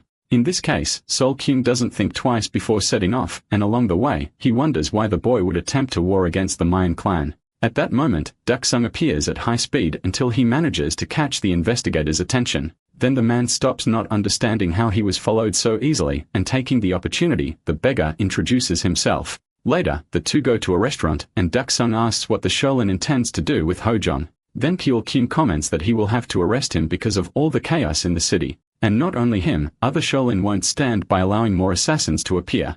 So Duck Sung asks if the investigator knows what's happening and hit him right under his nose. If by any chance, he knows the reason Ho Jong came there and caused this whole situation. Obviously, the beggar knows that Kyul Kyun has no idea, but that's not a problem because Duck Sung pours a drink to explain everything calmly.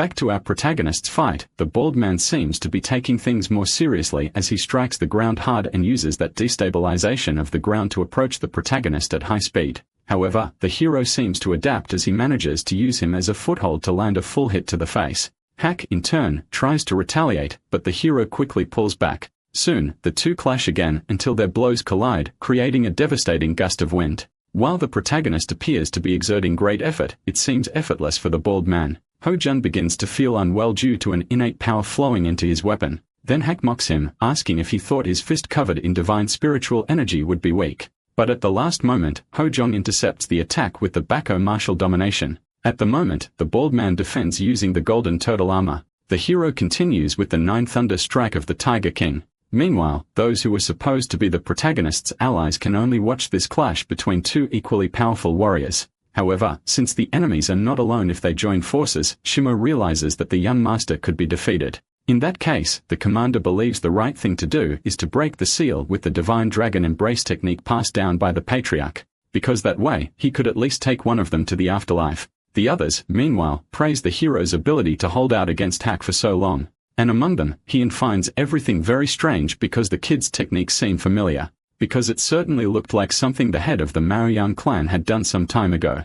One day, a fight was taking place in the mine where the workers were. And with a punch to a colleague's face, one of them shouted because of an insult he had heard. Because what was being said was that the Chilean clan's divine technique was inferior to another's. The one who was hit stood up to fight, but the first was determined to prove he was right about being superior. Then it was at that moment that Wusan appeared using the Killen Blood Claw to strike the aggressor, which frightened the boy. That was the Killen divine technique of the chief, and they said that the Phoenix divine technique mastered by the patriarch was number one. However, those who made those comments also began to argue, each defending a different martial art. Then it was at that moment that Wusan intervened, saying that divine techniques should be used to bring down the young clan instead of fighting among themselves, which due to his position, naturally calmed the conflict between the two. However, that boy who got beaten had a mark that is the same seen on Wei's body today. Back to the fight, the allies warn Hack that if the sun sets, they will intervene. So a bit annoyed by that, the bald man apologizes, saying he'll have to deal with everything quickly. And since the hero is blocking the energy that's infiltrating his body through the weapon, it means he only has 30% of his strength, which makes the next strike the most decisive of all, so Ho Jong tries to provoke him. And it seems to work because Hack releases a greater extension of his power to show the divine spirit technique. Hack uses the spirit's light steps and the protagonist uses the immovable monstrous pillar technique. Therefore, at the moment the two begin to approach each other, it becomes clear that there is confusion because the techniques look very similar. Any case, Hack attacks with the fist of the divine spirit, and the protagonist responds with the wall of the weight of three turtles. But once again, the clash of their attacks seems to cancel each other out due to how similar they are. In this case, for a moment, they stop fighting to try to understand the situation. And being the first to speak, the protagonist asks what kind of martial art Hack has learned. because it seems that standing before him is a user of a false black turquoise art. Miao Anji was an opponent who, upon reflection, the hero realized possessed the same martial arts as his own. Her technique was known as the technique of the divine turtle spirit, so the hero criticizes himself for not realizing it earlier, because in the end, only the color of the two martial arts differs, but they share the same essence. Yun was someone who mentioned this during the meeting when she spoke about the four directional martial lords. All she knew was that the masters who dominated both defense and offense held that title because they were also the ones who stopped the blood religion disaster. Meanwhile, the boy informed that the Maoyang clan appeared after that as their ancestors supported the four lords. Therefore, it became clear that the four directional martial lords were descendants of the technique of the four divine beasts. And in this case, the ancestors of the Maoyang family either inherited or stole the martial arts of those lords, which is quite a natural conclusion. And it also explains the existence of this foreign martial art before his eyes. Hack, in turn, says he doesn't understand any of this crazy talk about false techniques and mourns that he will kill the boy and then apologize to his ancestors, because for a moment, he confused a random martial art with this sacred and historical divine technique. Without further delay, the bald man charges using the same technique as before, so the protagonist analyzes it. And since the immovable monstrous pillar is not a technique executed suddenly, he waits for the strike to reach him to frustrate it at the most decisive moment, sending Hack flying. For an instant, the protagonist's power begins to reveal itself in a greater way, until he manages to use the mighty defense of the true emperor and asks Hack to try again, mocking whether this is the true extent of the sacred power passed down by his ancestors. Because if so, he says it's better left buried. At that moment, the protagonist lands the most effective insult to under of the bald man. Hack becomes furious at this disrespect, so his partners try to remind him that they need the boy alive. But he doesn't listen and uses the 18 consecutive fists of the turtle spirit to charge at the hero, who summons the same spirit. Thus, the two begin an unbelievable exchange of blows, and amid the defenses, Hojong comments that the black tortoise is the shadow of the north and of winter. Furthermore, it is the guardian of the end which controls water. Naturally, tributaries only flow into the main river because that is the law of water. So the force dissipated through variations will eventually return to the original spring. At least that is what the protagonist bases himself on during the fight. Amid the attacks, the bald man becomes excited upon noticing that the hero's defense is breaking. Then he lunges to take the boy's life, but that's exactly what Hojong wants. Because now understanding how it works, the protagonist easily dodges the blow, leaving even Hack confused as to when his power became so weak. In any case, the hero places one of his hands on the warrior's head. Because now everything he possesses from these false martial arts, the protagonist as the great master will take back. While the true energy of the turtle spirit is being absorbed, Hack panics and tries to react but cannot pull his arm back. Until at a certain moment, his once strong and healthy body becomes thin and frail. But even now, his partners did not understand what was happening, and they only realized Hack's condition at the moment he dropped his knees on the ground, having been released by the protagonist and defeated through a complete energy absorption. Therefore, now with great confidence, the hero makes it clear that he has already sent one to the afterlife. Trembling with rage at the state of their brother, both Hyan and Hui charge forward. But all the hero ever wanted was exactly to confront the villains of his past incarnation. That same night, within the walls of the Maoyang clan, guards escort the patriarch who is arriving by carriage. Already inside, Chun asks if everything has been prepared, and the answer is yes. 50 blood horses and 50 death swordsmen along with 300 soldiers from the dragon army are already ready. Before anything else, the advisor rushes to speak with Chun, as since Gun will soon call the meeting, the most prudent thing to do is to wait. However, the patriarch makes a point of reminding him of the letter they read in the afternoon with a warning from Lord Yang. For Chun, that clan will soon become a public enemy in the martial arts world, subject to punishment.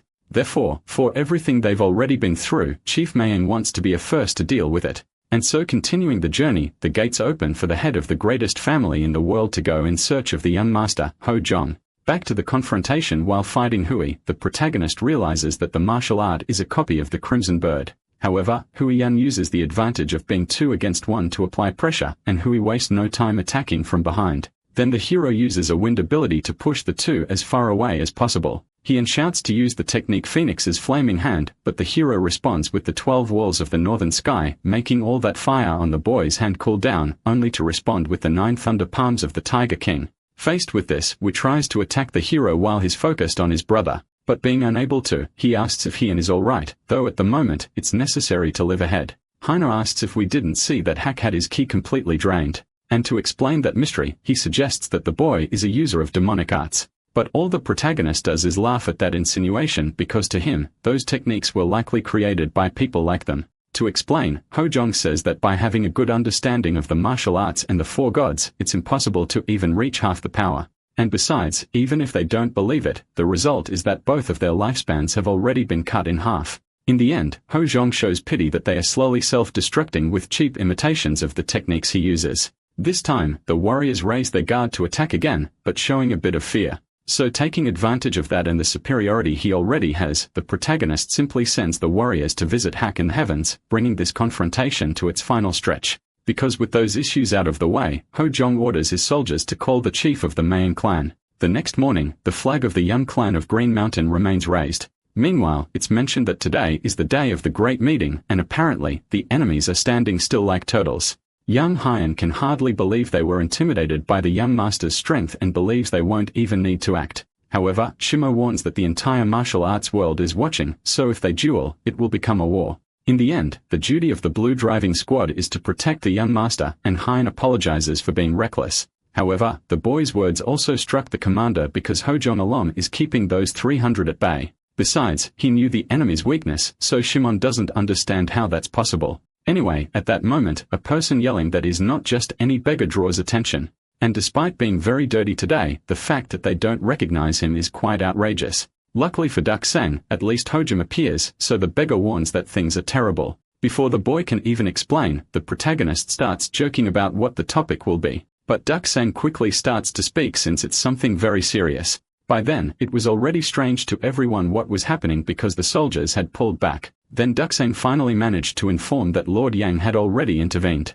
Not long ago, he sent a letter threatening the patriarch of the Mayan clan, and the reason was very clear. It was because he tried to protect his son. Little by little, the hero organizes the information about his father's declaration of war and the withdrawal of the dragon army, until he realizes that he no longer has a reason to stay there instead of running to the main camp. At this moment, the natural reaction will be for the entire Mayan clan to attack Green Mountain. And remembering everything that happened in his past, Hojong trembles with rage. Then he quickly mounts his course with determination, this time to protect the people he loves. Later, despite the sudden call for this great meeting, Gun thanks all the leaders for their presence. And given the urgency of this very important matter, they decide to get straight to the point. Because today, for the future of Murim, the patriarch will propose that a group be designated as a public enemy. The head of the Nambun clan then begins to wonder whether it will be the Maoyang clan or perhaps the Young clan in the Green Mountain. However, even with two clear options, it's still impossible to know what Gun is thinking. At this moment, the leader of the Shaolin sect, known as the Great Master Gong Gong, comments that the matter is indeed serious.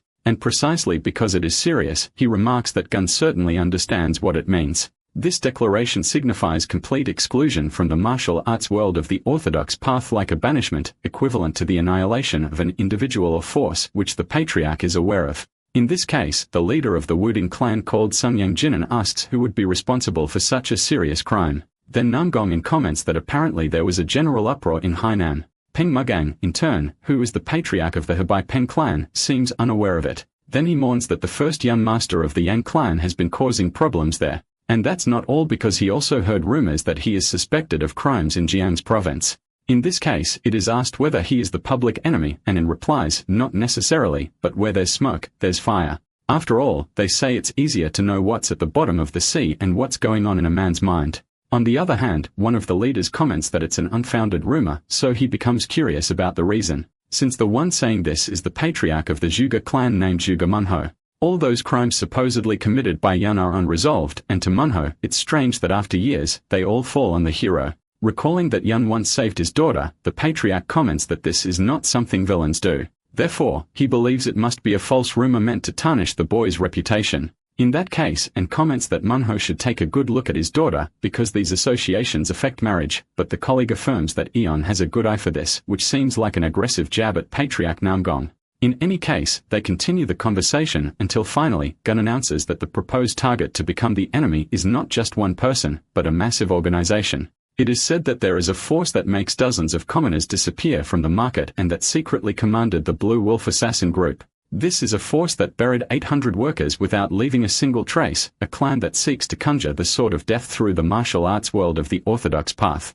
This is the main family of the 9 provinces. As the decision is made, the warriors under Chan's command approach the place they will attack. And inside the carriage, the patriarch continues his training to prepare for what's to come. Shod made each of the swords of death learn one of the 4 great divine techniques, both the divine skill of the turtle spirit and that of Tylon, the divine dragon or the divine phoenix. All of these were mastered, and most encouraging was that Chun felt so strong at this moment that he could take down these swords of death on his own. Moreover, the patriarch wonders if there is a stage beyond mastery because the key of the divine phoenix continues to evolve. And at this level, he believes he could crush all the great clans with insane ease. Then he can hold back his laughter, which could be heard from outside the carriage. Meanwhile, the protagonist continues riding at high speed to reach his clan. And along with him are both his subordinates and the heir of the Beggars sect. Next to the hero, Doxone reports that Patriarch Main left through the south gate yesterday riding with his troops, which the hero remarks as an attempt to silence them. Since Shun went to see his father directly, they are trying to eliminate them before their misdeeds are exposed to the Alliance.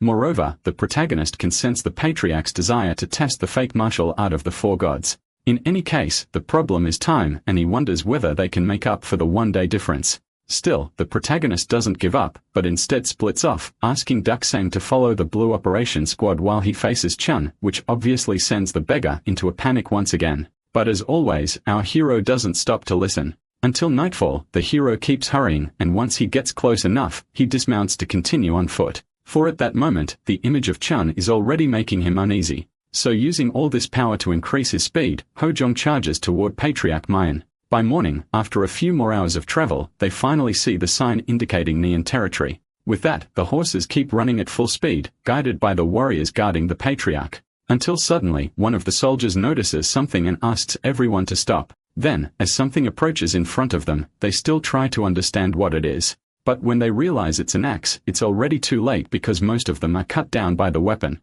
And behind it is our hero, who finally manages to arrive at the scene thanks to the unity of the beggars. Because when they said they knew shortcuts through all the general plains, it wasn't an exaggeration. In any case, Hojong asks where Chun is. But, of course, one of the soldiers first asks who the boy is. However, at that same moment, he realizes what the giant axe and the white robe mean. Even so, he believes it's impossible that those 3 brothers lost so easily. But at that moment, the protagonist was already advancing, preventing the conversation from going on. He asks if the warrior thought it would be so easy to enter his clan. And showing a bit of his power, he declares that those with the surname Mayan will not be allowed to set foot in Yan. In response, that guy from the mine appears again, now introducing himself as General Joking. And in his position as commander, he orders his subordinates to finish off that arrogant insect. However, even after giving the order, he also decides to start the battle and charges forward quickly using the Kill and Cloud step. This is a new body technique, and as he approaches, he also uses the Blood Claw.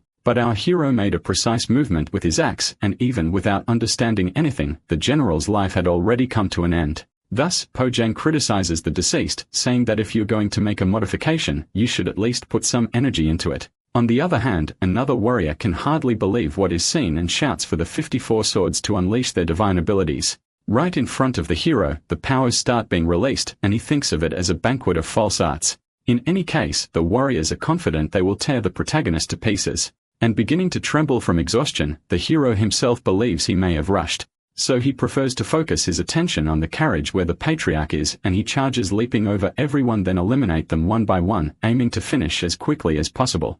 As the battle goes on, the carriage begins to burn because inside, Chung continues training to reach an even higher level. Thus, with several strikes, the warriors continue being eliminated by the protagonist, and others end up just being knocked out with physical blows that also defeat the martial artist. Faced with this, what seems to be the chief questions whether his men are holding back their abilities. And he himself throws one of his partners at the hero since that one possesses the turtle spirit shell ability. However, with just one strike, the protagonist manages to defeat the reinforced warrior. Then the leader tries to understand what is happening, wondering if his divine ability has somehow weakened. Amid the blows, though, the protagonist notices that the internal energies are mixing. He'd already been wondering why he was feeling unstable, so another warrior tried to use that as an opportunity. But he was also defeated if the techniques of the 4 divine beasts were devouring the false techniques. Thus, the hero continues fighting until this time, the leader prepares the dragon's cutting sword, drawing Hojong's attention. While the carriage boils in flames, the warrior charges for the protagonist, and an explosion occurs from the clash of powers. But Hojong dodges by jumping behind him and heading for the carriage, because from the start, the boy knew the one he should strike was actually Chun. But just at the moment of impact, the Patriarch awakens, responding with a massive pillar of flames. The very moment the hero sees it, the explosion covers the entire vicinity, managing to burn both Hojong and the ally. Thus, the fire begins to spread through the forest, and after struggling, our hero manages to get away. Then amid wreckage of the carriage and within that blazing fire, the patriarch of the Mayan clan begins to appear. And just his footsteps release an unbelievable fire energy throughout the area because now Mayan Chun is mastering the energy of the Crimson Bird. Faced with this, the hero wonders if he has perfected the false technique of the Crimson Bird. But he soon realizes it's not just imperfection because the patriarch has been completely consumed by the energy until his internal power exceeded the capacity of his own body. Therefore, at this moment, Mao Yang is truly corrupted by the god of the Thunder Fire Sword. After introducing himself, the patriarch comments that he can no longer stand by watching. Then with one movement, he simply starts cutting down his own allies, making the leader of the subordinates unable to understand the reason behind it. However, Chun makes a point of explaining that he was foolish to think he could conquer the world with weaklings like them who struggle against a rookie. Thus, the patriarch's arrogance makes him believe that is enough on his own. But to the hero, this is not something someone who hid behind subordinates before should be saying. In any case, Hojong is happy that Chun has finally appeared, and the patriarch realizes who the boy is. Then he comments that Hojong must really be desperate to die. But still without any fear, our hero simply asks if they really need to keep talking, because he is sure he will finish Chun off easily. In this case, completely consumed by rage, the patriarch says they'll see who's right after he burns him. In the end, with the two standing face to face, the moment Hojong had been waiting for finally arrives. Because of that, the memories of what happened to his father come back to the boy's mind. But today, Hojong is determined to end this old grudge. And even though his father knew nothing, the hero will avenge him for his last life. Besides him, the protagonist also couldn't forget what his younger brother went through. So the boy sincerely apologizes for leaving so cowardly, and to make up for it, he promises that every tear he shed will be honored. Thus, with nothing left to regret from his past, the protagonist stands up, this time with the expression of someone determined to defeat his enemy. All of the hero's fury is converted into energy at his release, startling Chun. And wanting even more than that, Hojong calls for the patriarch to come try attacking him, which deeply irritates him. With each on one side of the battlefield, the difference in their auras becomes clear. Hojong begins to calm his mind and focus until a single drop of sweat can be seen taking several seconds to fall. But the moment it drops, it sounds like a signal for the two to fight. Hojong is the first to charge, but the patriarch of the Mayan clan doesn't fall behind. Then as fast as lightning, the two clash in their first attack, creating a devastating pressure shock. Right after, Chun manages to strike again before the hero, forcing him to defend. And seizing that opportunity, the patriarch charges forward with a look of confidence at Hojong, who is still out of position. However, the hero manages to stay in the fight and immediately rushes at Chun to counterattack. Faced with this, the patriarch needs to change the direction of his attack, but now Hojong is able to dodge. Little by little, Chun realizes his opponent is getting faster as he loses ground in the fight. And so the patriarch begins to be pressured both by the axe and by fist techniques that easily send him flying backward. Despite all this training until now, Chun can't understand how this is possible. But invoking the aura of the white tiger, the hero tells the patriarchs to get up, because if he falls from just this, he'll be torn to pieces. The Southern Mayang flame refining art is an incomparable martial art that made this clan the strongest of the 9 provinces. However, the average lifespan of its users was around 50 years, which also happened with the patriarchs who ended up dying young. Mayang Chun, for his part, turned 50 the day before and lived each day anxiously, wondering when his time would come. It was then that the martial arts left behind by the 4 great ancestors were discovered. The divine phoenix art was truly the pinnacle of Yang Ki, and Chun could barely contain his joy at the feeling of vitality. But then the results he achieved with it did not last as expected, because the last of the energy from the Southern Mayang flame refining art inside his 8 extra meridians was about to disappear.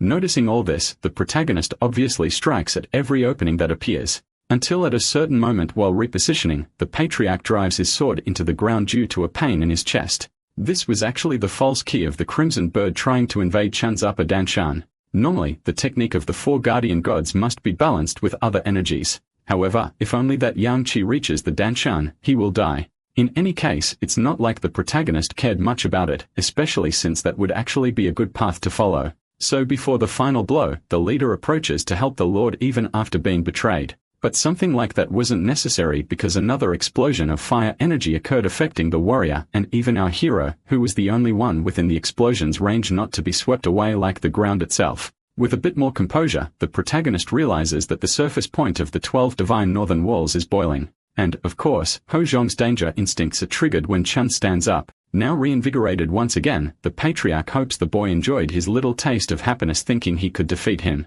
Ho Zhong, in turn, comments that he's actually glad Chun is alive because he wouldn't be satisfied ending it with his own hands otherwise. And precisely because of that, he asked Chun to come at him already without wasting his time. But what the protagonist didn't expect was that the patriarch's speed would increase so much, along with his immense strength, which also made it harder to counter the attacks. Regardless, Ho Zhong responds with the Tiger King's 9 lightning strikes, but Chun blocks it with the Flaming Phoenix hand, being the first attack that actually makes the protagonist feel pain. Without further delay, the patriarch prepares the final blow. But, fortunately, the hero's turtle barrier defends and reflects it. Ho Zhong tries to charge once again, but his opponent simply disappears. And by the time he is found, Chun is already on the right side, ready to use the Phoenix charge. Luckily, once again, the hero dodges it and manages to reposition himself, but he seems barely able to stand. Because of that, Chun advances mercilessly to finish off the young master of the young clan. And even though the protagonist defends himself with his barrier, he's shattered by the patriarch's attack.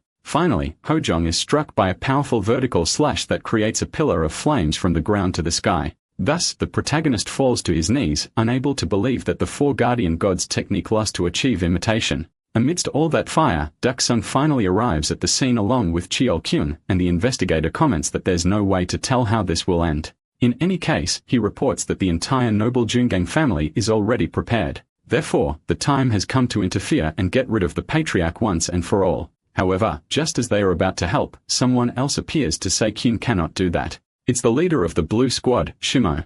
If they intervene now, they'll definitely be caught in the chaos, and subduing the survivors at the end was the task given by the young master. Therefore, even now, the leader remains patient. Cheol Kyun, however, argues that the protagonist will be in danger if they wait any longer, so Duck Sang reminds him that Ho Zhong said he would win. But even wanting to believe, the beggar isn't sure it will be possible. In the past, before they said goodbye, Ho Zhang said something confusing because he claimed that those weaker than Chun would be a bigger problem than him. But since the protagonist trusted the beggar, he also asked some hope be placed in him. Back in the present, Cheol Kyun believes the hero won't be able to win without help. And the beggar thinks the same, feeling a bit sad about it. Because faced with the hero's current state, he wonders if he can really believe in a victory. For a while, the protagonist stays collapsed on the ground, but suddenly, his hands move and the bleeding stops. Then he stands before the patriarch, leaving him very confused. Now his wounds are cauterized, which makes the situation much better. Chun, in turn, wastes no time attacking and praises how tough the protagonist is, but tells him not to worry because it will be over soon.